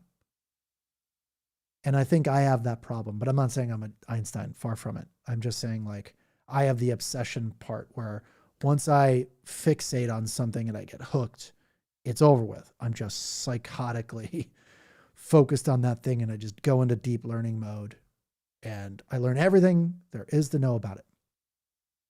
As much as I can, obviously. Which is the exact opposite of what Trump supporters do. They do the exact opposite. They go, "Oh, wow, I got to read something? Pff, I'm out of here. I'm going fishing with my Bud Light. I don't want to, ooh, that's too much for me. I'm going down by the creek."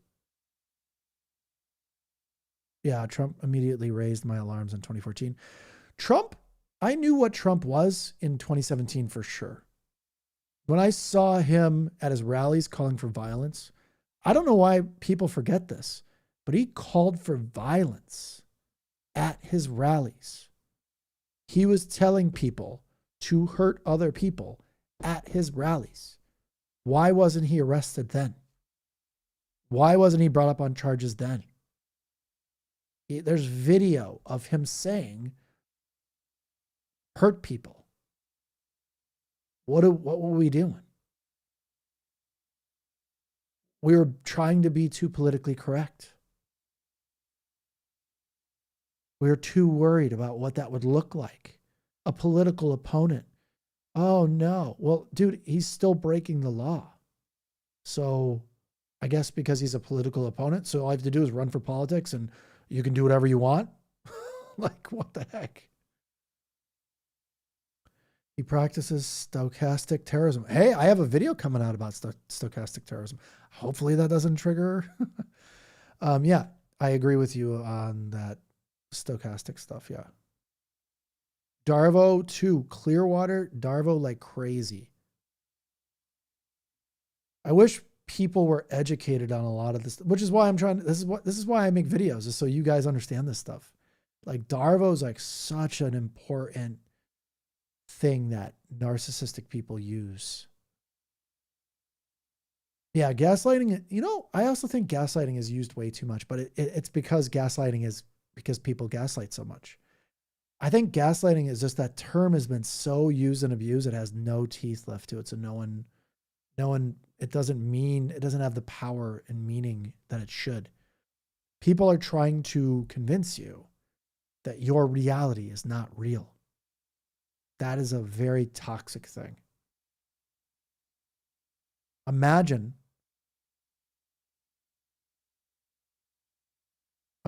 being like someone that you care about, actively trying to change reality to make you believe something that didn't happen, something you saw with your own eyes. And you're like, wait, that's not what happened. And they try to convince you that is what happened. It's crazy to think, you know?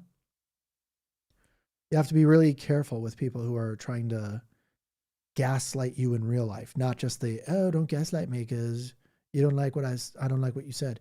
People use terms, psychology terms, and when you overuse them in pop psychology, like on videos, and you overuse them, as in use them for like the most mundane, stupid examples, and you overuse them because somebody said something you didn't like, that's not gaslighting because you didn't like it. That's not narcissist because they didn't like you. It's that you use these terms to try and label people, and then those terms lose their value. Fascism plus fundamentalism plus feudalism equals Trumpism. Yeah, I think you're using too big of words, though, because most people won't know what feudalism means. Fundamentalism, I think people do know. But you're using big words. Again, problem is simplify your message, and you will be able to convince more people. But yes, I agree. The arc reactor. Yeah, Tammy Fitzgerald. There are a lot of high narcissistic people. And again, it's like a moth to a flame in the Trump cult. All these narcissistic people support Trump. We all know now who they are. It's pretty cool, actually. Not cool for us, obviously, but cool to know who everybody is. Because now you don't have to question them. If they at one point supported Trump, they have very high narcissistic traits. If they wear the red hat to this day, they are narcissistic people. They only care about themselves. They cannot self-reflect. They can never admit they're wrong. Imagine this turbulent thing that we are stuck in right now. Yeah, and those of us who grew up in New York, and yep, I believe you. All right, I'm going to scroll through some of these comments. I'm going to leave some of your comments behind because there's no way I can keep up with them all. I am actually trying to respond to a lot of your comments here, but I'm like so far behind.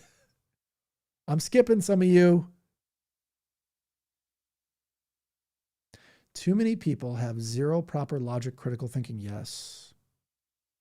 Yes. They've never been taught how to do it, and they don't use it on a daily basis. They're not interested in things.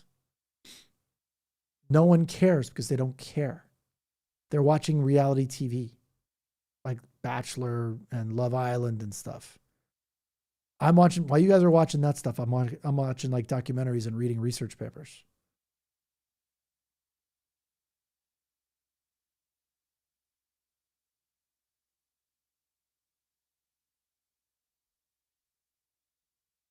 I do not watch reality TV or sports. You guys probably think I'm weird, but I also do not watch sports on TV. Boring.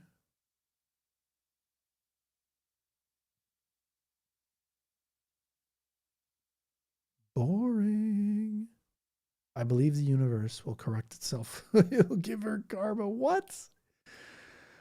Oh man, wouldn't that be cool if there was like some omnipotent being that's gonna be like, I'm gonna correct everything now. It's too bad that's not how life works. That's not how life works.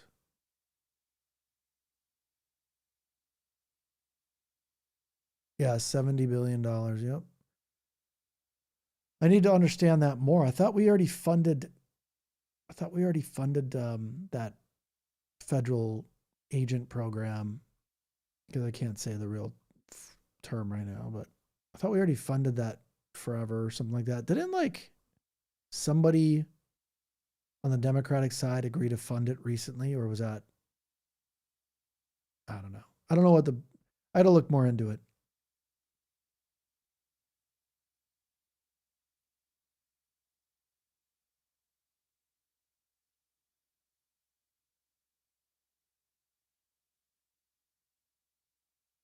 They gave even more money. That's what I was looking for. Yeah. So they gave more money. Who did it though? Who signed off?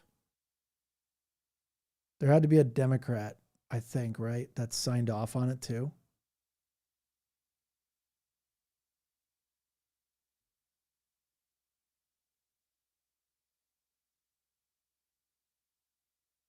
I think they were like asking him to step down afterwards too because he did that.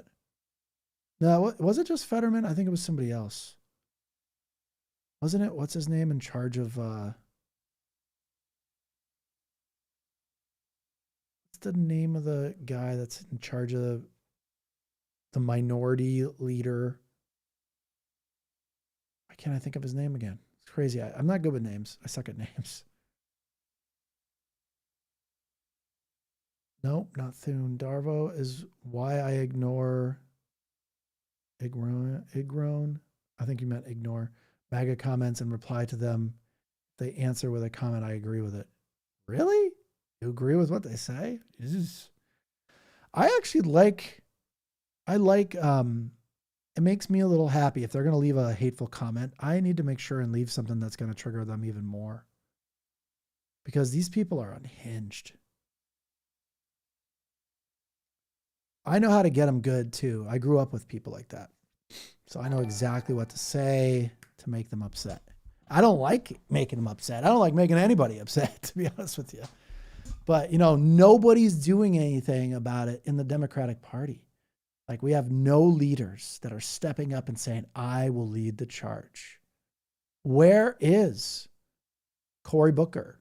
Where is Hakeem Jeffries? Where are these people? Where are they? Why don't we have any leaders like stepping up and saying, hey, if it's this bad, I will take charge here? Why don't we have a Democratic leader sitting on the Lincoln? I said this every live. Why don't we have a Democratic leader sitting on the Lincoln Memorial right now and saying, I'm going to be out here as long as it takes. All of us are going to be out here as long as it takes. Let's do this. Where are they? I'm confused.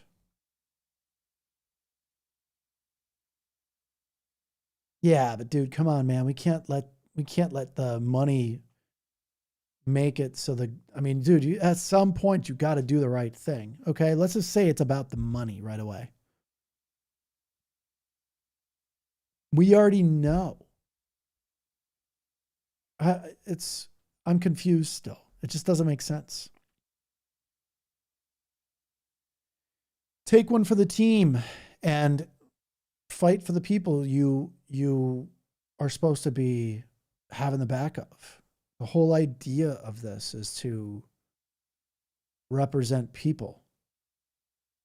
Let that organization, I don't know if I can even say it because it's TikTok.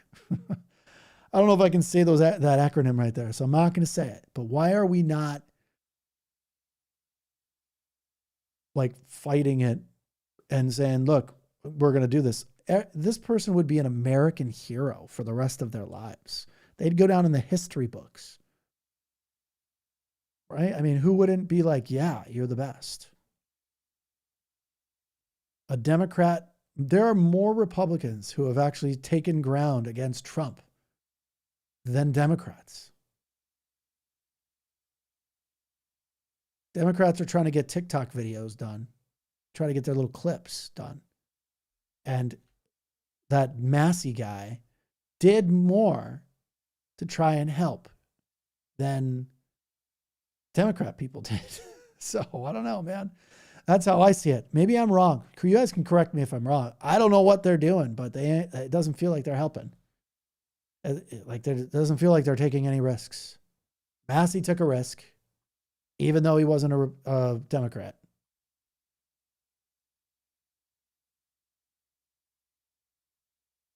I highly recommend you look at Pauline Hanson. I'll look at it, but I don't really care about Australia right now. Honestly, I don't care about Australia right now. No offense to Australia. We got enough problems right now. We got to deal with our fascist dictator.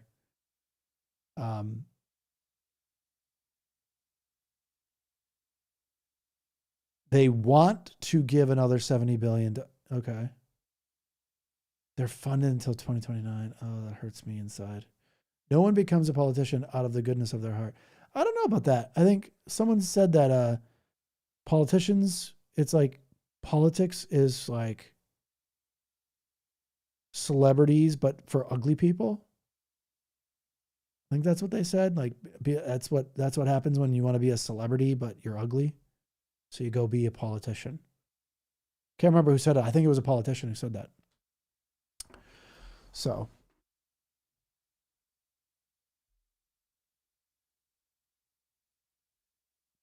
the big bill was only the beginning. Yeah. So 174 billion total over 2 years. But was that just signed again, and by who? Who helped sign that bill? You know what's interesting? I don't know if you guys saw this, but the MS Now put out there was some Congress, they tried to pass a bill of the military not getting involved in our elections, and Republicans rejected the bill to protect our elections from military getting involved. So I don't know if you guys saw this or not, but there is a bill that said you cannot go in and seize voting machines. You can't do certain things on election day. And all the Republicans were like, no, we reject not being able to use the military during the election.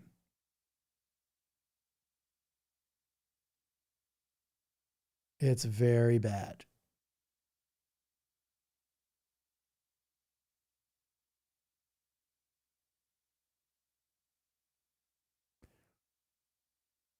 All right, let's see what we got here. Let's see what we got. For some reason, people seem to gravitate to this moron with absolute no charisma.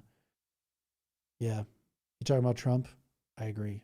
Dale Puzzuti, whatever your name is. I agree.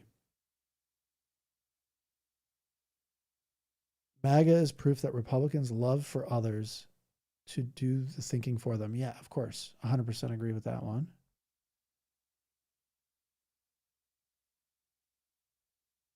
Yeah, certain Democrats have less integrity than, yeah. I wouldn't say that. I'm not going to say that. Republicans are a fascist organization right now. They are 100% against democracy. If you don't see that by now, you're living in a delusion. Republicans are an absolute anti-democracy. They know this is their last chance right here. And if they get voted out, they're never getting back in. So they're doing whatever they can do so that doesn't happen. And then they will absolutely break the law. They will absolutely break the law to win. So they know if Democrats get back into the House, it's going to be bad news bears for them. Accountability is absolutely coming. Yeah, we the people, we are the power. Only if we do something.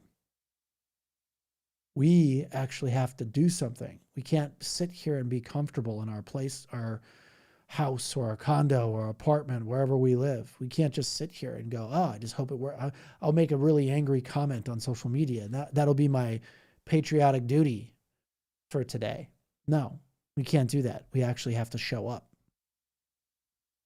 God, I hate saying that. It sounds so corny. We're waiting for that leader. Tell me you're not waiting for that leader. God, tell me that you're not waiting. If you live in the United States, you're waiting for the leader to lead us right now.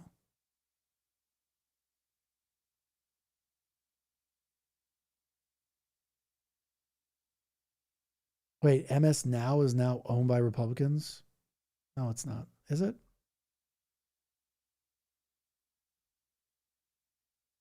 I thought CNBC or NBC is not owned by Republicans.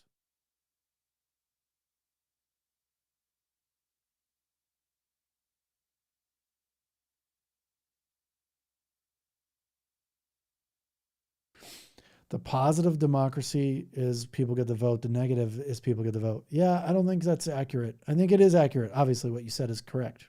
Technically, it's correct.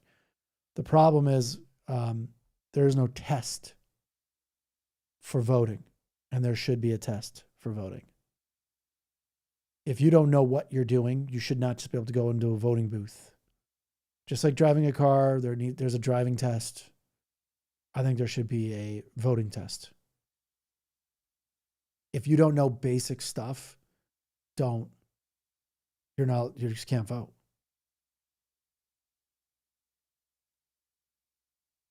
Everybody has access to learning too. So it's like anybody that says, oh, well, that's not that whole, you're making it harder for people to vote that. I'm like, yeah, but it's not, we're not keeping the answers away from you. You just have to go and learn the answers. Everybody can learn. You choose not to, you fail the test, you can't vote. I think that's legit. I don't know why. It seems right to me. It's not like it's going to be hard questions. It's going to be like, how many branches of the government are there? Like, what are the names of the branches of government? What do they do? Like some basic, like very basic fourth, fifth, sixth grade, like civics stuff.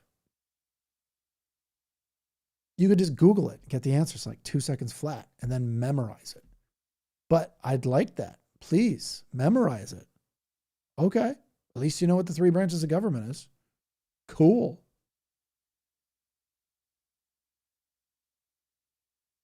Yeah. Cultists believe that Dems are trying to destroy democracy. Do you realize how absurd that is? They keep saying the term communist too. And I think that's hilarious. Nobody wants communism. What is wrong with these people? We want to hook them up with like healthcare so they don't have to pay their like $10, $20, $30, $40, $50,000, $100,000 in healthcare bills. Wow, that's so, I don't know, whatever.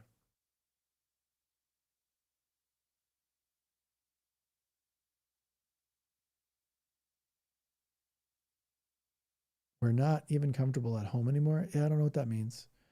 I think we are too comfortable at home. That's the biggest problem is we have cell phones and we think fighting someone in comments is enough. I don't know. This is why I'm making videos is because I could not sit around and not do anything anymore. It was too hard for me to not speak up. So I started making videos, and I can tell you, I got a lot of people who didn't like me making videos. I actually stopped talking to some people because of my videos. They got so mad at my videos. So sacrifice is part of the deal.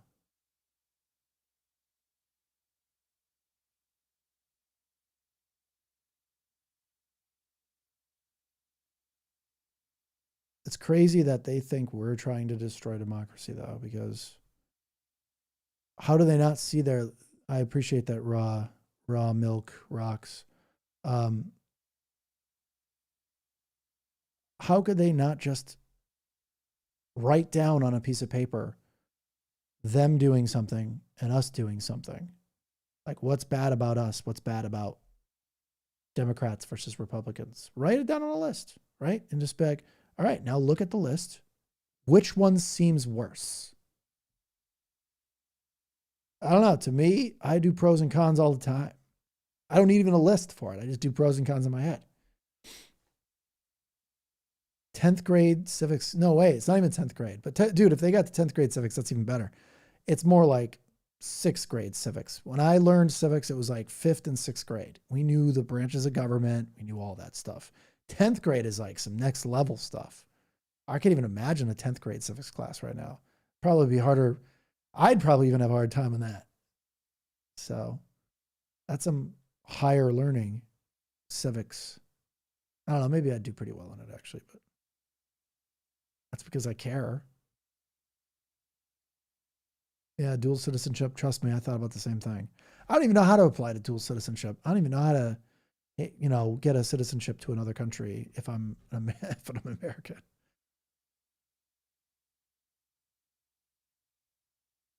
Yes, politicians should have a test for sure.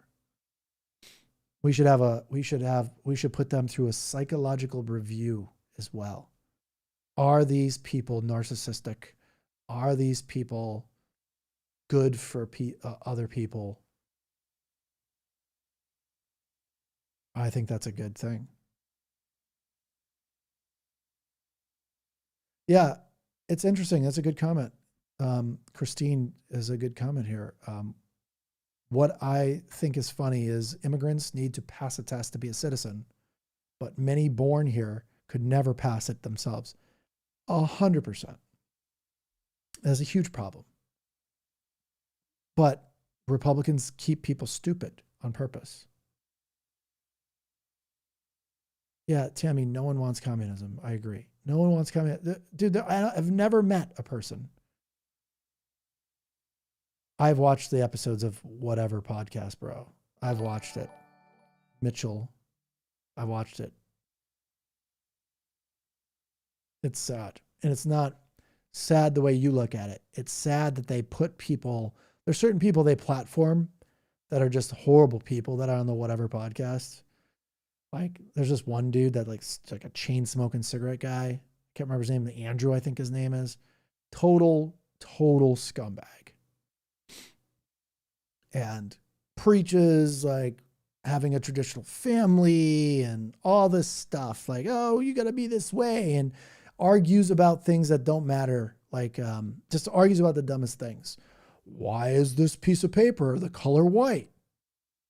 Because it's how you could spend. It's because there's like a million reasons why scientifically and oh, here we go. I just got denied again because I said the color white. That was weird. But it's like this guy argues about stupid things. It's like, dude, his arguments are horrible, and he argues about traditional families and how women shouldn't be allowed to vote, and just says stupid, horrible, ignorant, awful things. And then has a wife that has three different fathers to three different kids. So I just think it's so interesting that these far-right dudes end up with girls who are not traditional women, according to their standards, of course. And they say what you should have and what you should do, but then they end up marrying someone that has like three different kids from three different fathers. Like, I don't know. It's really strange to me that anybody listens to any of these people. Just look them up. I don't think the whatever podcast proves that people are not smart. What it proves is they look for people who look not smart or maybe are not smart, and they take those people that would come on the podcast and make them look like fools. Those people want to be famous so badly that they don't mind looking like fools on the internet to get some followers. And that's what the whatever podcast shows me, is that people are willing to do things that make them look like not smart people. And that's just my take on the whatever podcast. There are definitely some people on there who are just like, where do these people come from? And I feel like they're just, any smart person that looked up the whatever podcast would not go on it.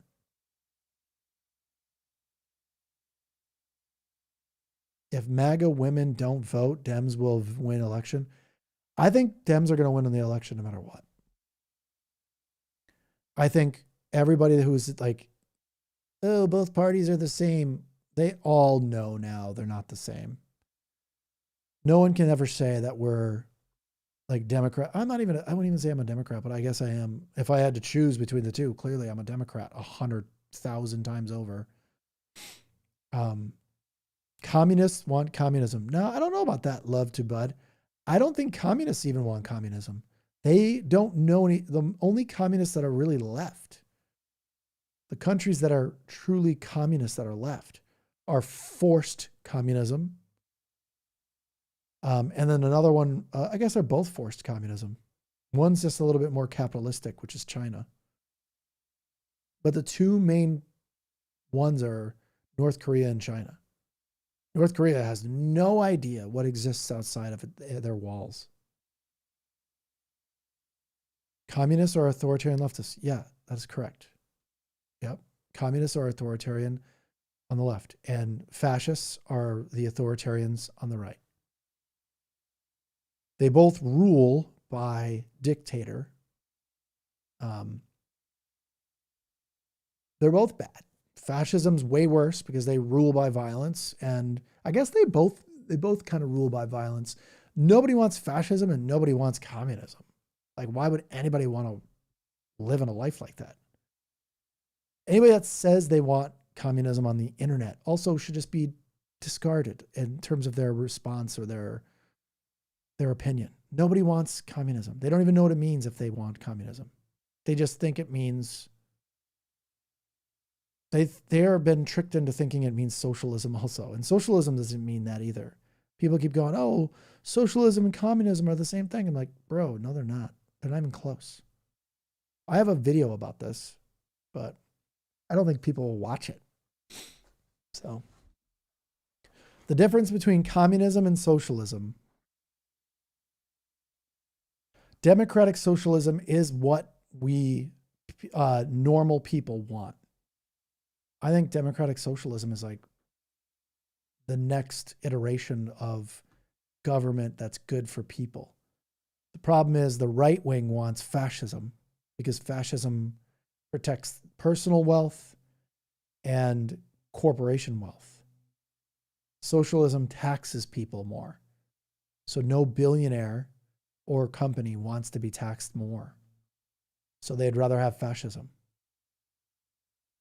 But they don't understand that the fascism they want is going to eventually come for them.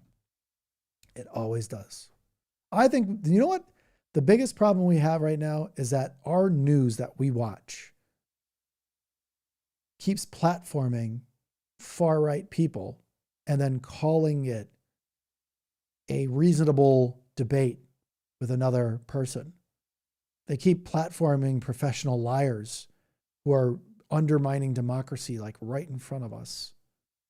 And they're then comparing them to people who are debating with facts, and then there are people who are debating with just lies. And how do you debate and say that this person's reasonable and rational and put them on stage with like an expert and say, oh yeah, these are both reasonable and rational opinions, when one of them is a professional pathological liar that has no reasonable and rational thing to say? They're just lying. Why would you keep putting people up that just constantly lie? I don't understand. Maybe you guys can help me understand it. Why would we want to listen to anybody on the news that's just pathologically lying? It sounds boring. Great. I know what he's going to say. Deep state, fake news, TDS. Okay, when are we going to be done with that? When are we going to stop platforming those people? We don't need to hear them say that again. We don't need to hear them say like fake news, TDS. Anybody that says, I'm putting a decree out right now. Everybody, you should do this too.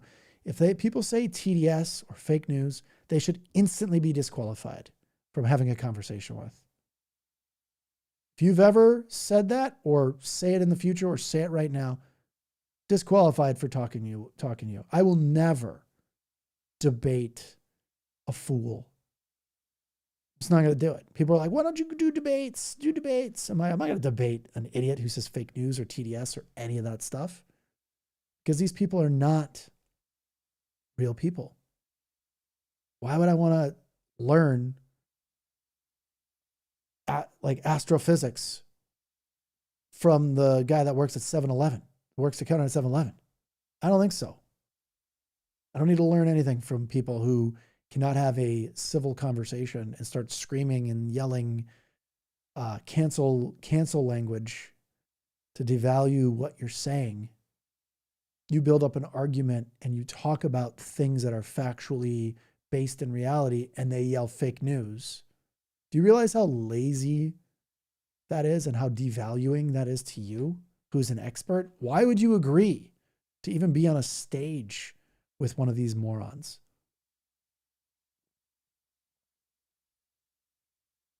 The people who agree to be on stage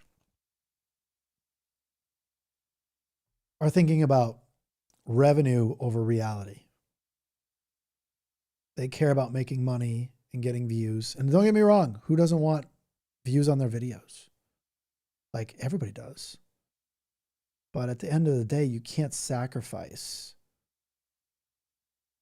reality and like misleading people just to get views. I can't do that. And I guess that's what makes me an idealist, which probably is bad at the end of the day. Like, I don't have it in me to go on and treat a liar, deny like facts and science and expert denier as a reasonable discussion. Like, they should be ostracized. Why would we let them up anywhere? They didn't put in the 10, 20 years of work. Just because they lie well and get people watching their videos, we allow them on a stage with us? We allow them on a debate with us? What? Fascists want fascism, yeah. That's pretty, I would say that's pretty.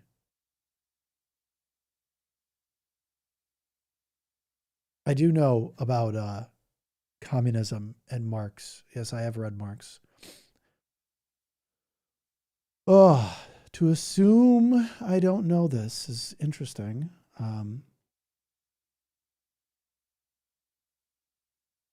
I read Marx and Engels' Communist Manifesto. Yeah, I've read all these guys' stuff, and I'm not a fan of the majority of it. It's the reason why we don't have communism is like a utopian dream that could never exist. You can't just like have equal wealth and equal everything in society. It always gets corrupted. There's always a select few who think they get, or it's reasonable to get more. So it eventually, communism is a pyramid scheme, just like the rest of these like drastic fascism, communism. These are pyramid schemes that'll never work out. You also have to like force compliance with these. When you have to force compliance with a way of governing, like, and I'm talking about like by violence, like that is not a good way of governing, clearly. And communism and fascism are forced compliance by violence. Why would anybody want that? That's crazy. You are a supporter of Pete Joseph. I don't know. I don't know who he is.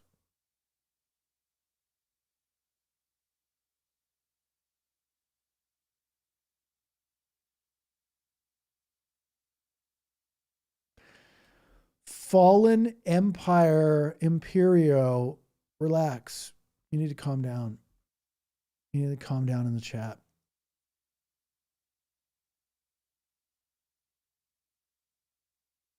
You need to calm it down. Drop it down in the neutral.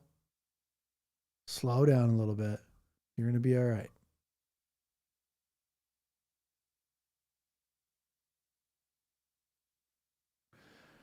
Lucas is not a scholar in Marxism. Oh, right. I am not a scholar in Marxism, dude. You're right. It's not really that hard to understand Marxism, by the way. You act like it's rocket science. P.S. I understand some rocket science. Good luck with that. When people exhibit confidence, they know what they're talking about. They know what they're. When people exhibit confidence, they usually know what they're talking about, or seem to know what they're talking about. Exactly. They know, like, they look like they're much more intelligent. Yes, I agree. That's the problem, though. And we keep calling, I've noticed CNN has been doing this a lot recently. They keep putting these horrible fascist supporting people on, Scott Jennings and this other dude recently, and they called out all of his lies because it was just like so pathologically false. But if you didn't know any better, you might fall for this guy's, because once you say this stuff, it's already out there. You can't take it back. So when you lie and you say it 2 or 3 times, it sticks with people because it's sensational and it's fear-mongering kind of stuff. People remember, they're like, whoa, what did that guy say? And it doesn't matter. You can't take it back. No matter how much you like discard that by arguing with it, they said it. The answer is, don't give these people the platform to say these things because they're wrong and lying to you, which I don't understand. Like I said, I get the whole idea. They want revenue. They want views to their videos. They want to sell advertising. All right.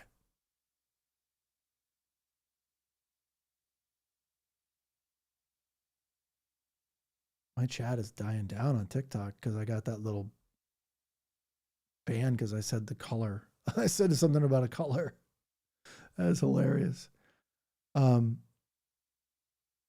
way the media operates, too much if it is raining outside. The expert says it's raining outside. The media finds a lying idiot to say it's sunny outside. Yes, that's exactly it. It's a good analogy. POTUS will go on TV and say it's a fake election. No 120th session. Yeah, exactly. Wow. I have loved love to Bud. I have read Marxism, Marxist stuff, or Marx. Why wouldn't I have? I have to know this stuff, guys. You know, like if I'm talking about it all the time, like why wouldn't I know this? See, that's the thing. That's the difference between like people who want to be experts and want to learn and study and research this stuff. We want to be smart enough to talk about this stuff. And I will tell you if I don't know something. I just did. Like, I don't know who one of these people are here. Peter Joseph guy. I don't know who that is. I don't know anything about him. It's really easy to do, to just admit you don't know something. But I'm assuming Fallen Imperio has no idea how to actually admit they just don't know about something.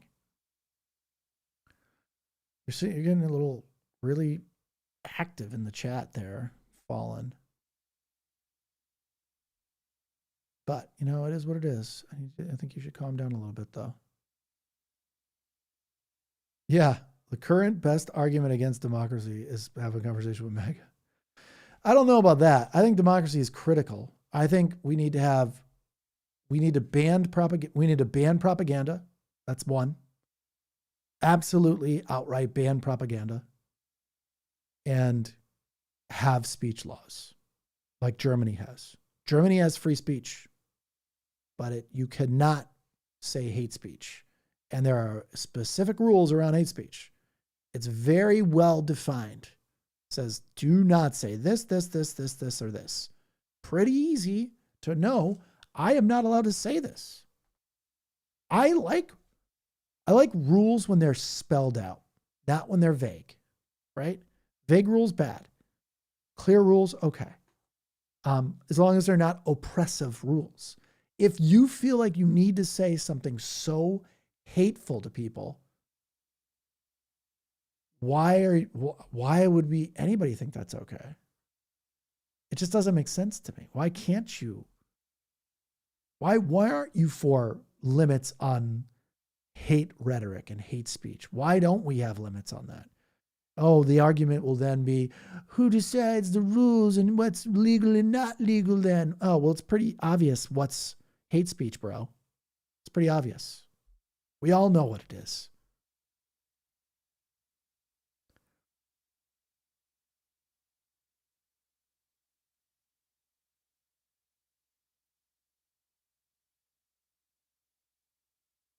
Anarchist theory is really bad. Fallen Imperio, you think anarchist theory is good? That is crazy. I can't get down with anarchy. No wonder. And you're saying bad things about all the other ways of like governing, and you think anarchy is good? Yeah, I'm out. As soon as you say that, I'm out. Yeah, we don't need any thing where there's like no laws and everything goes, and no, I'm out. Good luck with that. No, thank you. No, thanks.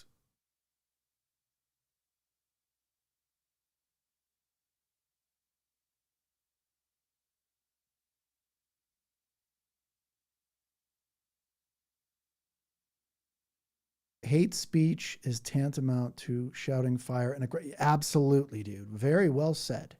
As always. This cat's, he's always on point. Speed Demon's got a point.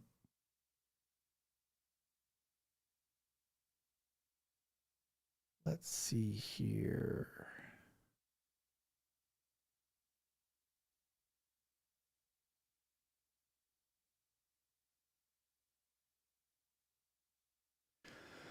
Gotta love people who are like, give me the exact details of anarchist scholarly reading, and oh God, stop. I'm so happy you popped up in my Saturday night. I really needed this. Thanks, Jenny Rose. I appreciate you. Glad you're here also.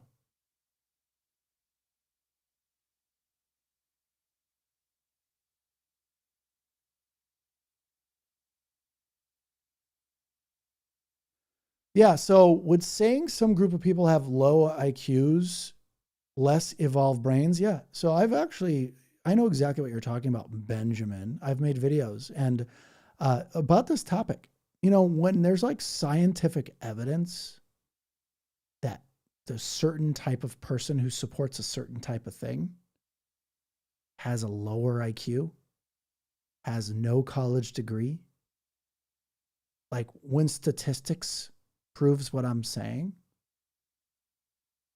yes, it's very reasonable to say that that is just science. It's just true. And it might hurt your feelings to be amongst that crew. But you should start to look inward and go, why am I amongst these people? Hey, how's it going? Why am I amongst these people of lower IQ, of lower education, of part of my brain overactive, while another part of my brain is less active? But you don't have an inner critic. You're not self-reflective. So your question gives you away. Like you should be like, oh, wow, maybe I am one of these people. Maybe I should look back on what I'm doing and what I believe for a second, maybe 10 seconds. Be generous. Give yourself 60 seconds. I know it's a lot. You might not be able to count to 60. I get it. It's hard. Counting is hard, Benjamin. But here's the deal, dude. Try it. But really think about yourself. Really go, are my actions, my beliefs wrong? Write down what you think is right first. Make a list of right and wrong. First, get a list. Go on the internet. If you don't know what right and wrong is, we got a problem. We're already starting on the wrong foot. I think you don't know what right and wrong is. I think you have zero-sum thinking. And I think that's dangerous. And it's not smart. Zero-sum thinking is if I don't do it first, everybody else in this world will take advantage of me. So I'm going to do it first. I'm going to go and get them before they get me. It's about me. And that's not good. Zero-sum thinking's bad for society. Yes, we're living in an idiocracy movie. I agree with that. It's a perfect assessment. So Benjamin, when I make videos, I make those videos, it obviously got through to you. And that's what I want, is for you to then go, oh, I remember this guy's videos so well that if I didn't say it the way I said it, you wouldn't be self-reflective. And clearly you're not. You're just offended by it because you're weak. You're a weak, tiny little dude. And you cannot self-reflect because you're scared of who you will see. Write your list of what's right and wrong. Go on to Google and be like, I believe this. Is this right or wrong? Find out what Google says to you. Go to the AI results and ask it questions like it's a person. Find out things that you were thinking and believing, whether they're right or wrong. I don't think you will, because you don't know what self-reflection is. Because you can't self-reflect. All you can do is be offended. The only thing that's allowed in conservative channels of the internet and of the world, of society, of upbringing, is to react in an angry way. You're only allowed to show one emotion. Actually, I guess you could say two. You go along to get along, and that's like smile, nod, and be okay with everything that's bad. Or react in an aggressive, rage-filled way. There's only very, very few emotions are allowed in conservative culture in general. And it's anger and rage are definitely acceptable. What's sad is like these people like come in here and say something like this and then be like, I'm right. It's like, okay, dude, I might be right about, I might be wrong about a lot of stuff, but I'm definitely not wrong about the research I've done on you guys.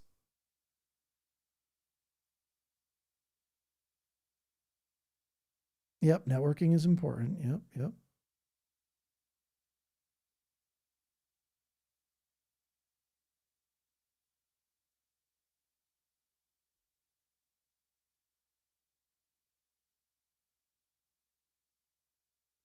IQ shouldn't be conflated with moral character.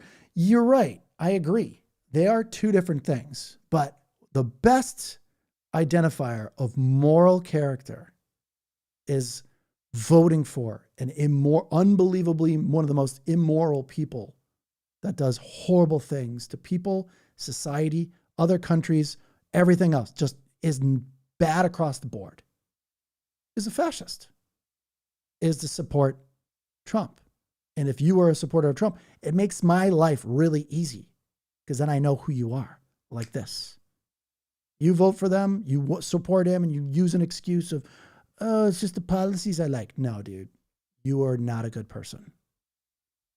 You're just not good. Doesn't matter what you try to convince yourself or try to have other people vouch for you. No, you're done in my book. You're not a good person. There are some major, major morality and character flaws that are in you. I don't want to talk to you. You're not my buddy. I'm never going to be able to trust you. You cannot think for yourself. You cannot critically think. You don't know how to solve problems. You don't know how to write down your pros and your cons. You can't you can't self-reflect. Like, these are the worst character traits you could ever have in your life. And you think, like, I'm judging you on your IQ. What I'm judging you on is, what I use is, it's called directional statistics. I don't need you to be a full fascist to be a fascist to me. There are experts out there that need democracy to be gone for them to say fascism. I need directional. That's all I need, because I'm actually a data scientist. So when I see the data going the right way, I go, I don't think this is right. So I know what my morals are, and I know they're correct. I have the same morals that fought against fascism in the 1930s and 40s. And if those are wrong, then I am wrong. but I can tell you right now, pretty sure I'm not wrong in this case.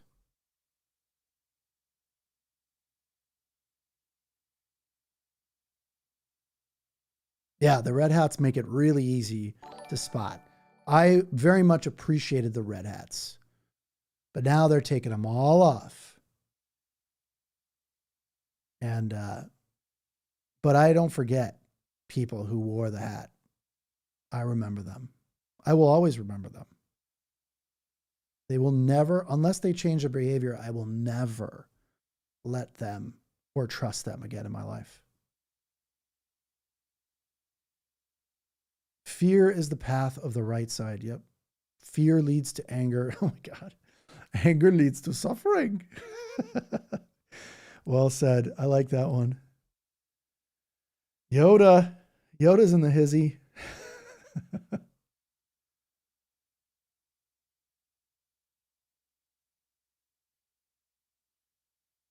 Too many in America, when they hear Data, they think of a TV character. Oh yeah, Data. You know, that's funny. Data from Star Trek, you mean? The Next Generation? Is that what you meant? I don't know. Big fan of Data from The Next Generation. I'm with you too. Thanks, Muano. I don't know how to say your name. I don't really like going on my rants, but that was a rant. I am not a fan of people. I'm a big fan of people being treated equally. I'm a big fan of justice for when there's if people are treated unequally. I think the people who are doing the unequal treatment should not be allowed to have power. I think people who abuse power should be removed, and we should make the ability to remove much easier. I hate bullies. I will always defend against people who are trying to bully other people. I think it's wrong on every level. Yes, I've been bullied when I was a kid. I know how it feels, but I did not need to be bullied to know what bullying felt like, and that bullying is wrong. It's called having an internal moral compass. And if you borrow your moral compass from a book, like the Bible, not to hate on religion, but if you borrow your morals, you don't have any, you can easily discard those morals when they become inconvenient to you, which is what you see Trump supporters do. They pick and choose pieces of the Bible to believe in, but the rest of the Bible doesn't matter. Newborn Christians have this little section of the Bible that they use. Hey, this is our little section.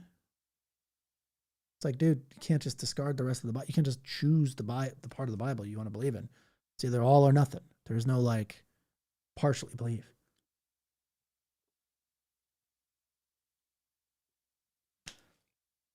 All right.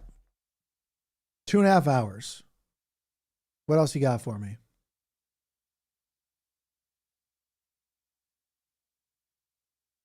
Yeah, that's what they do. Star 8. They people that believe in religion. Don't get me wrong, I was raised very religious. I was super Catholic. I probably went to church more than any single person here will ever do in their life. I went to church by the time I was like 15 years old.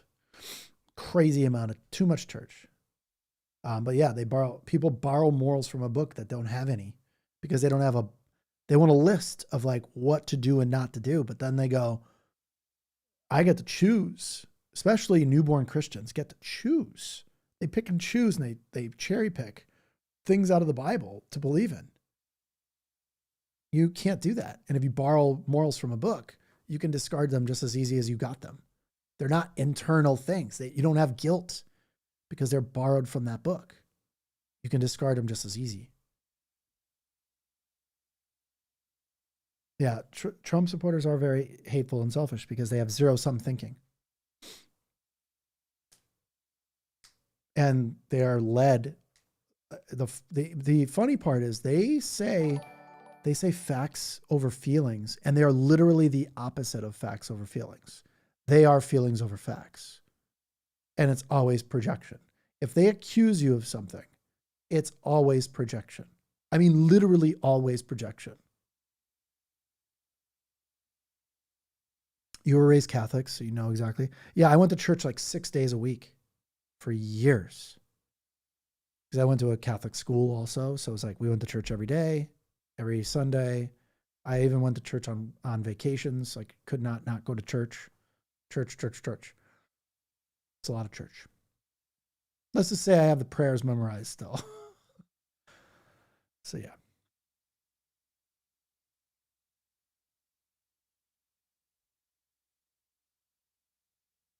Yes. Your family is MAGA and yeah, exactly wooden tent stake dragon. That's a long name. Yeah, every accusation is a confession. And I mean every time. And then they'll gaslight you into thinking you had like it's so fascinating to watch. Especially when you're like yeah, it's just super fascinating. My family is highly MAGA also. I have some pretty far right family members.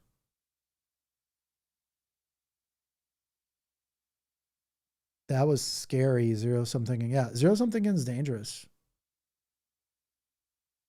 I have some people in my life that are zero sum thinkers and think that if I don't do it to them first, then they'll do it to me. So might as well. That's how they rationalize doing bad things. They go, if I don't do it first, they'll do it to me eventually. So I'm gonna screw them over before they get to screw me. And it's like, bro, what? Like that's not how people live. Yes, it is. It's like, no, bro, it's not. That's not how people don't live that way.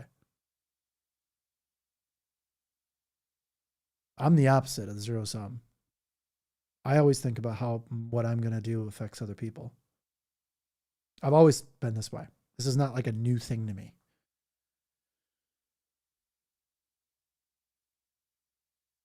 I was always like the super fair person. If I have brothers and I always wanted them to be treated fairly also.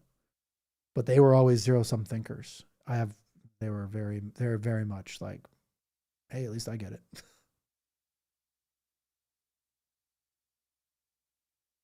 Do you regret your faith? Honest question. I don't know if you're asking me that hook or not. I don't have faith. I'm an atheist now. I guess I could say. I don't know. Maybe I'm an atheist. I don't really know.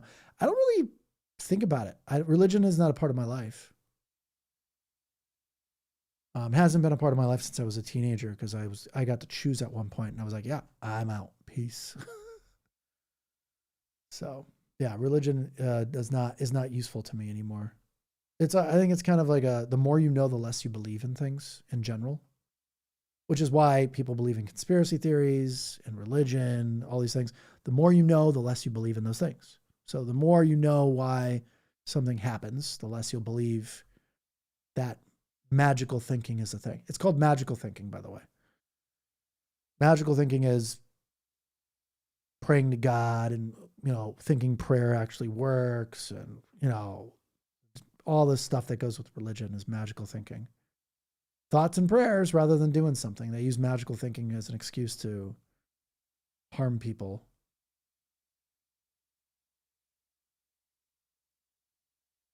Yeah, years of Catholic school made me become an atheist. I became an atheist because it just didn't make any sense. Religion is very hypocritical. Oh, love to Bud. What about Hunter's laptop? Yeah. Now they all love Hunter Biden. You notice that? I don't know if you guys have noticed that or not, but everybody seems to, all the guys on the right now are like, wow, Hunter Biden is such a nice guy. Wow. He's so relatable. They hate everything they don't know anything about. The fastest way to make the far right and Republicans not hate people is to expose those people to those type of people. They wouldn't hate them anymore. But they keep people poor and away from learning and away from travel. So they make sure the red states stay in red states. The people stay there. They don't have enough money to leave, go anywhere else and travel. Their vacation is like going down to the lake. I'm going to go sit by the lake for a week, the lake that's in their town. They don't travel and go anywhere and meet new people. And because of that, they think everybody's bad. It's easy to demonize people you've never met. But once you meet them and you eat like dinner with them, break bread with them, talk with them, communicate in general, you can't really hate them anymore.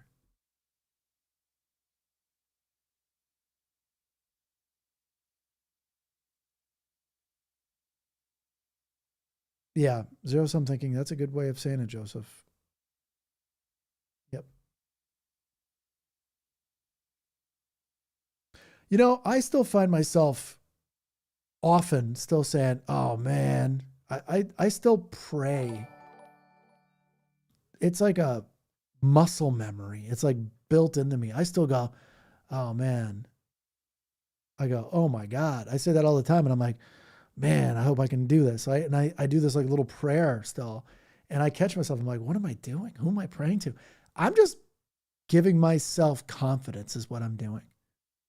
That's what prayer really is. It's like, thing is like some people actually believe that there's a fictional character up in the sky, like granting wishes. And that's super narcissistic.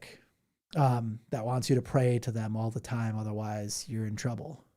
It's like crazy to think that there's some God out there that thinks you have to be super, follow my rules.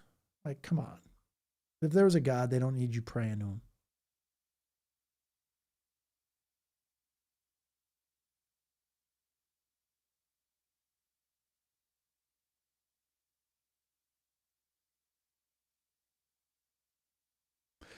Let's see here. How can it be zero sum game in the USA? We have a lot of land and natural resources. If our leaders are smart, they can make policies and programs that will create jobs and subsidize healthcare. I agree. 100% you can do that. Could not agree more. Jody Wilson, they are proud to erase democracy. Yep. I agree that the Republicans are absolutely trying to destroy democracy.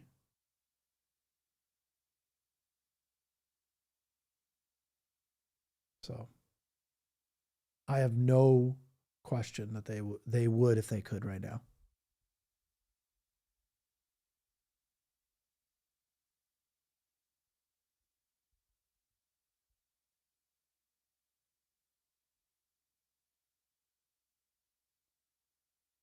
Human F being. I don't know what you're talking about, dude. We're only in that war in Iran right now because of the PDF files. That's literally the only reason why we went to war. No other reason. And somehow, yeah, power is intoxicating. I don't know. I've been in many situations where I was the boss of like hundreds of people before, and it wasn't intoxicating to me. It was a lot of work. And don't get me wrong, I like being in power because I made choices that benefited everybody. But I did not abuse power. I've been tested with power. Um, I don't abuse power. I've been for democracy. I am always open to, even though I was in power in situations where companies are not democracies, right? They're not. You might think they are, but when you work for somebody else, you're not working for a democracy. You're working for a company, and they can fire you tomorrow if they don't like you. And when you're given power in a situation like that, first off, you have to be a likable person, and you actually have to make smart decisions consistently. And if you don't do at least these three things, and also show up, you have to be there. You have to work really hard. So when people are tested with power like that, those are people who can be trusted with power. If there's people out there that don't have that and never been through the test of power, should never be given power. People that don't have like education should not get power. I think people should be educated that have power. If you're going to give someone power, they have to have at least, a certain amount of education, certain understanding of the world, everything. You cannot be just elect somebody. I think there's a guy that's now the head of our intelligence that has no education. I think he inherited a lawn mowing business or something like that. What was that dude's name that's in charge right now? I can't remember his name. Shoot.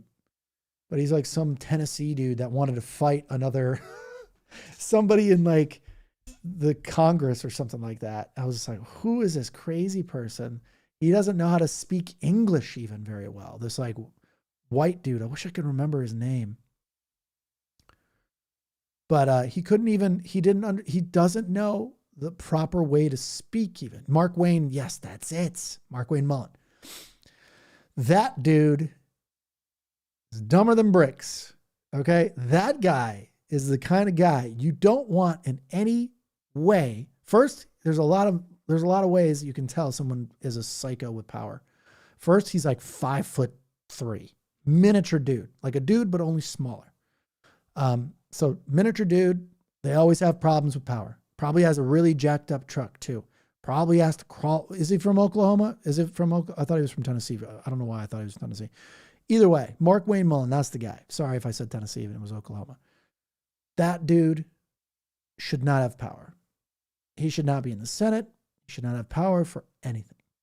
He's one of those guys that abuses power. Wherever Mark Wayne Mullen is from, I don't really care. But he's dumb as a sack of dirt. He should not be in power. He was a senator? Oh my gosh. This is insane. He is so... I don't know how people like that get elected. But he must be a senator for a really small area or something like that. Little tiny dude, probably a big truck. Probably dumps out like black smoke from his truck, just guzzling out of his truck, doesn't care. Yeah, that's it. He wanted to fight the guy from the Teamsters. It was crazy to watch that. Like this little dude wants to like fight like it's like a bar room or something. It's like, bro, what are you doing? It's a shameful, shameful mess to have people like him. Yeah, plumber. Is he a plumber? Was he a plumber? I didn't know he was a plumber. I thought he did like landscaping business, but it was plumber. I think you're right. The plumbing thing is correct. Yeah. So it's exactly. He owns a plumbing business. Probably has no education. Probably just learned how to manage a plumbing business, but never went to school. Never went to learn business. Never earned any of the stuff. It's the shortcut to power these people take that should not be in power. Religion and Trump supporters. These are like a quick way to get power you didn't earn.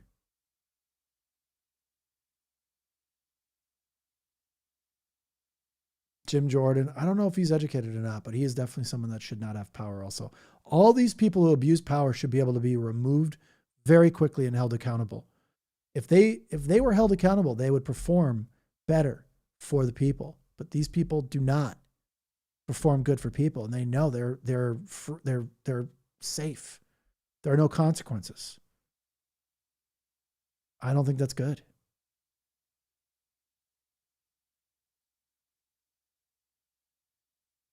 Yeah, he took over his dad's plumbing business. Dangerous.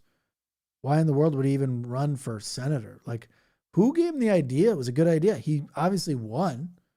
So, I mean, like, who voted for this dude? 5'5", like a miniature dude, like a miniature guy. No offense to short people, but there are a lot of short people that have a complex about being short. I am lucky. I'm 6'5", so I don't have to worry about that. But at the same time, I didn't order that like from the menu.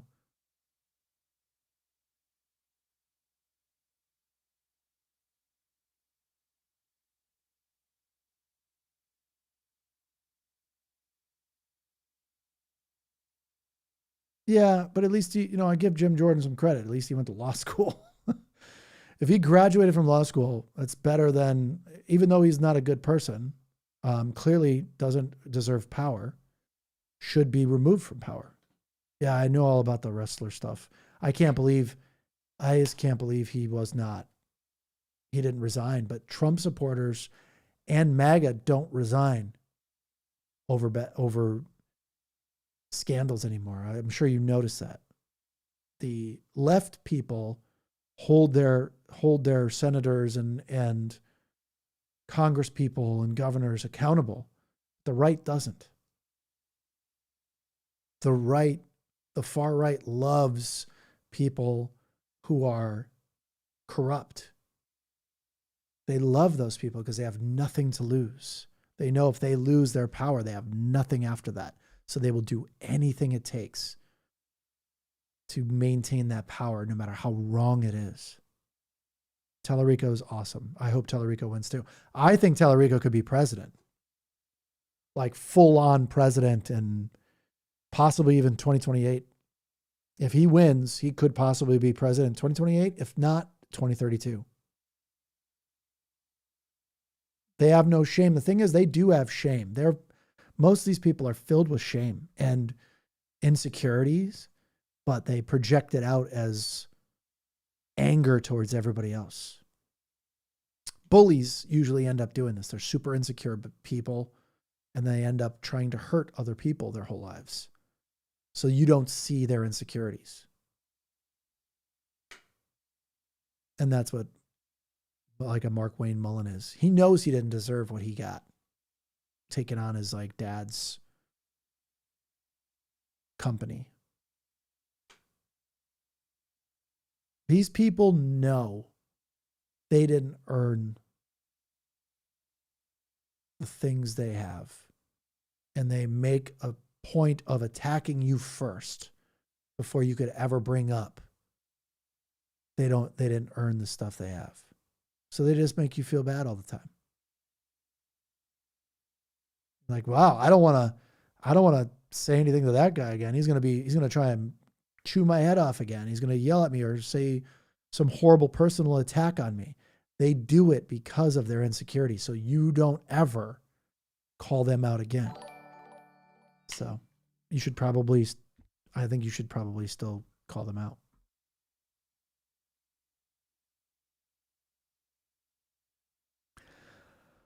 All right, 5 more minutes and I will discontinue this stream.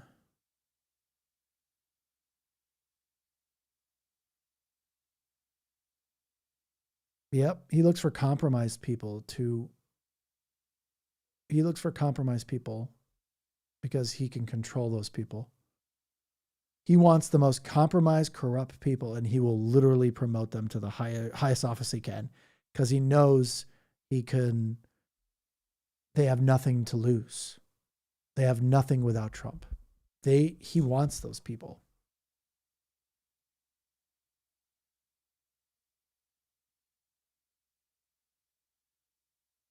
Yeah, we definitely need to deploy more therapy. The problem is the right, I always call them the right, conservatives, you're not allowed to have therapy in conservative culture. So just like mail-in ballots, they think therapy is evil and it's weak. What we should do is make more therapists into preachers, like people who are deacons or heads of churches. Let them be have therapists do those jobs and become. Yeah, they are fascists. I agree, but let them become. I don't even know the names of these people that work in like Christian. Like, what are the leaders called? Like in some weird wackadoo Christian newborn Christian thing. Like, what do they do? Like, what are they called? Can't remember the name of what they do. They're not fathers. Yeah, preachers. I guess I just call them preachers. Yeah, have like therapist preachers. That's exactly right. Yes. Jody Wilson. Yes. Preacher therapists, but they're trained PsyD or PhD like psychologists or psychiatrists. They would love that job, although they don't make as much money. It would be an unbelievable funnel of business to them, though. They could go and they'd have enough clients forever. And the thing about conservatives is I don't think they have the money for therapy. So they'd have to be like a government program that paid these preacher therapists. But there are a lot of these people treat their therapists, or they treat their preachers as therapists, and they're untrained, have no insight. And a lot of these preachers are not, they took the easy route to power, and they aren't real deep thinkers. And that's why if we had therapists as preachers, we'd have a better life. People would be able to access therapy.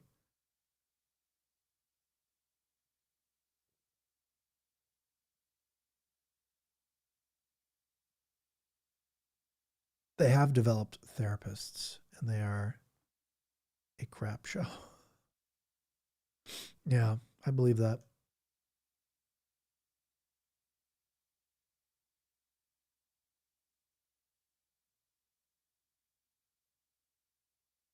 Minister, that was the name I was looking for, the minister. Yeah, ministers and preachers are the problem when it comes to newborn Christian stuff. They have no qualifications. They just become preachers. It's like, okay, who let you be a preacher? I just was very devout. I led Sunday Bible study, and now I'm a preacher. I earned my credit.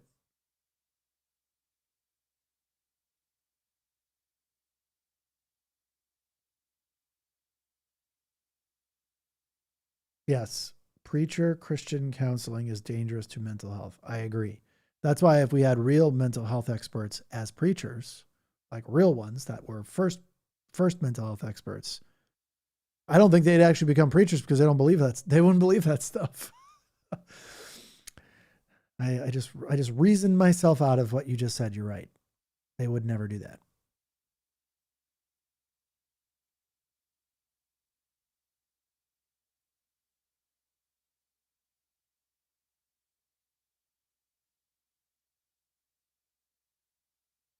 Yeah, our so-called founding fathers weren't Christian either. They were theists. I agree. I've made a video about that. It's funny how they keep trying to say that we were built on a Christian culture. I mean, some of them were Christians, but they made sure to put it in paperwork that we didn't have a national religion.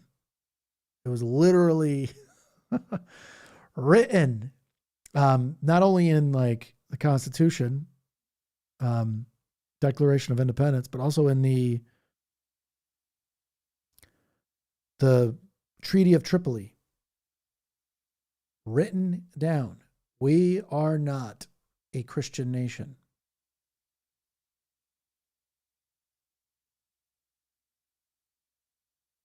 Yes, Trump only ran for president, David Logan. You're absolutely right. Trump only ran for president because he didn't want to go to jail. No question about it. That is the only reason why he ran the second time. He knew.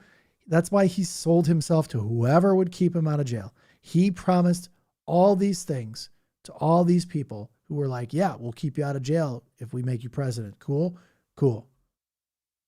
You have to do all these things for me. That's okay. Whatever it takes. I will do all of these things to stay out of prison. Thanks, Starry. I appreciate that.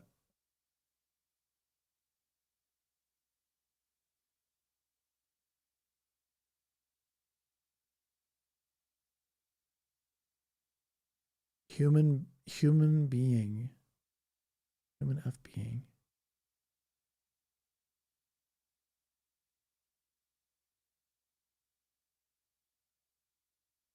All right, let's see here. All the clergy in my family hold multiple graduate degrees in divinity. Divinity though. None of the mega church pastors even went to undergrad college. Exactly my point. Exactly my point. Yes. 100% yes. You're right. They don't go to college. They don't do anything. They just are told to submit and believe and follow the rules, and they get power. Thomas Jefferson even ripped pages out of the Bible. Exactly. But the thing is, like, he was a free thinker. Like, people were taught to free and critically think. And if it didn't make sense, remove it from your life. That's moralistic people will be moral no matter what. There's an internal moral compass of right and wrong, which, again, like, it's not like it never changes. You're moralistic. You become, I think, the older you become, the more moralistic you become as well, because you learn more, you experience more, and from those learned experiences in real life, you see things better from other people's point of views. So I think moralistic people grow with time.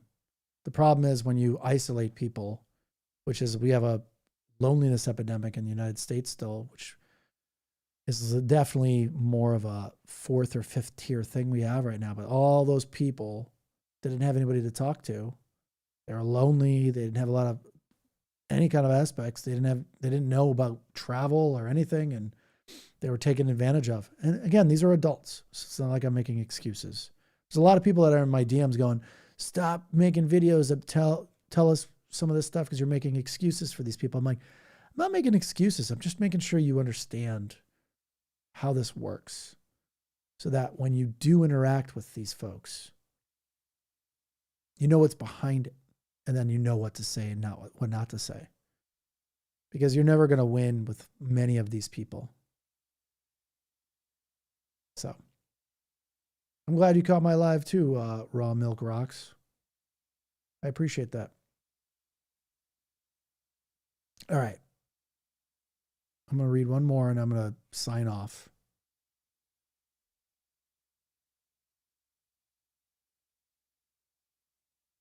Oh, Austin. Oh, Joe Osteen. Osteen was charging $50 to $75 a ticket, then preaching how it's okay to file bankruptcy. That is crazy. He also was that guy that there was a hurricane, right? I think it was a hurricane or flooding, and he wouldn't let people into his mega church.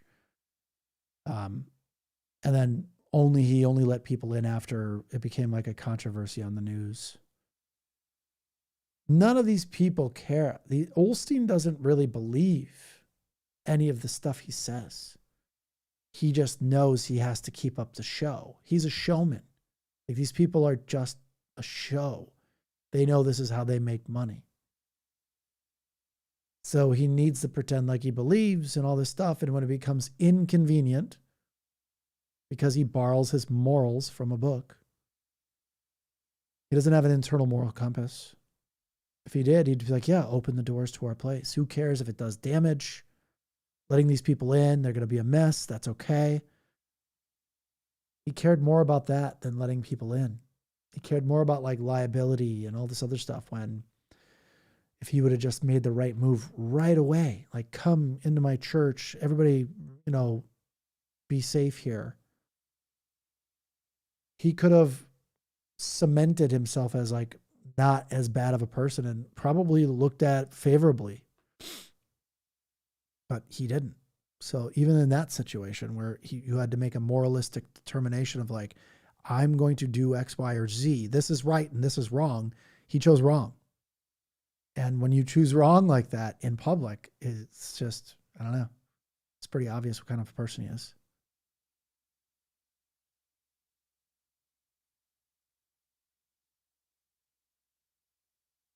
Because there's no such thing as karma. Why do the worst people in the world keep getting rewarded?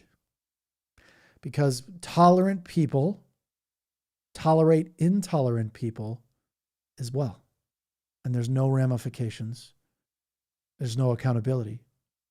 So why? You answered your own question in a way.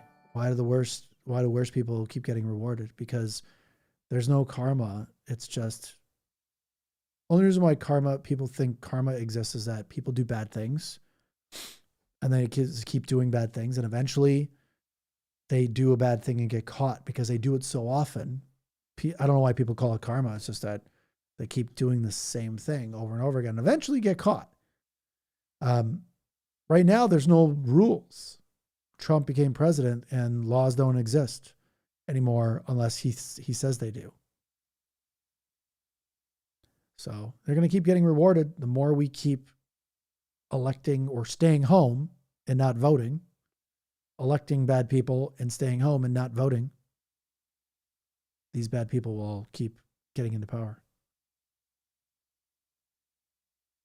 I don't know if narcissists get karma. I don't know about that. Not all of them do. All right, that's it.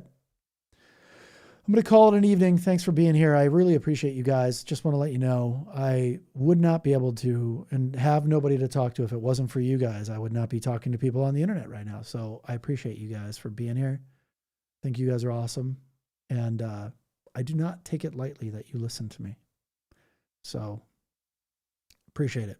And I guess I'll catch you guys soon. Maybe I'm trying to figure out like to do a daily, some kind of daily thing, but we'll see. You guys can let me know in the comments if I should do daily stuff. All right. Have a good night, everybody. I hope you have a great rest of your weekend. And I'll keep posting videos if you keep watching them and sharing them. Share my videos, please, as much as you can. All right. I'll talk to you guys later. Have a great evening.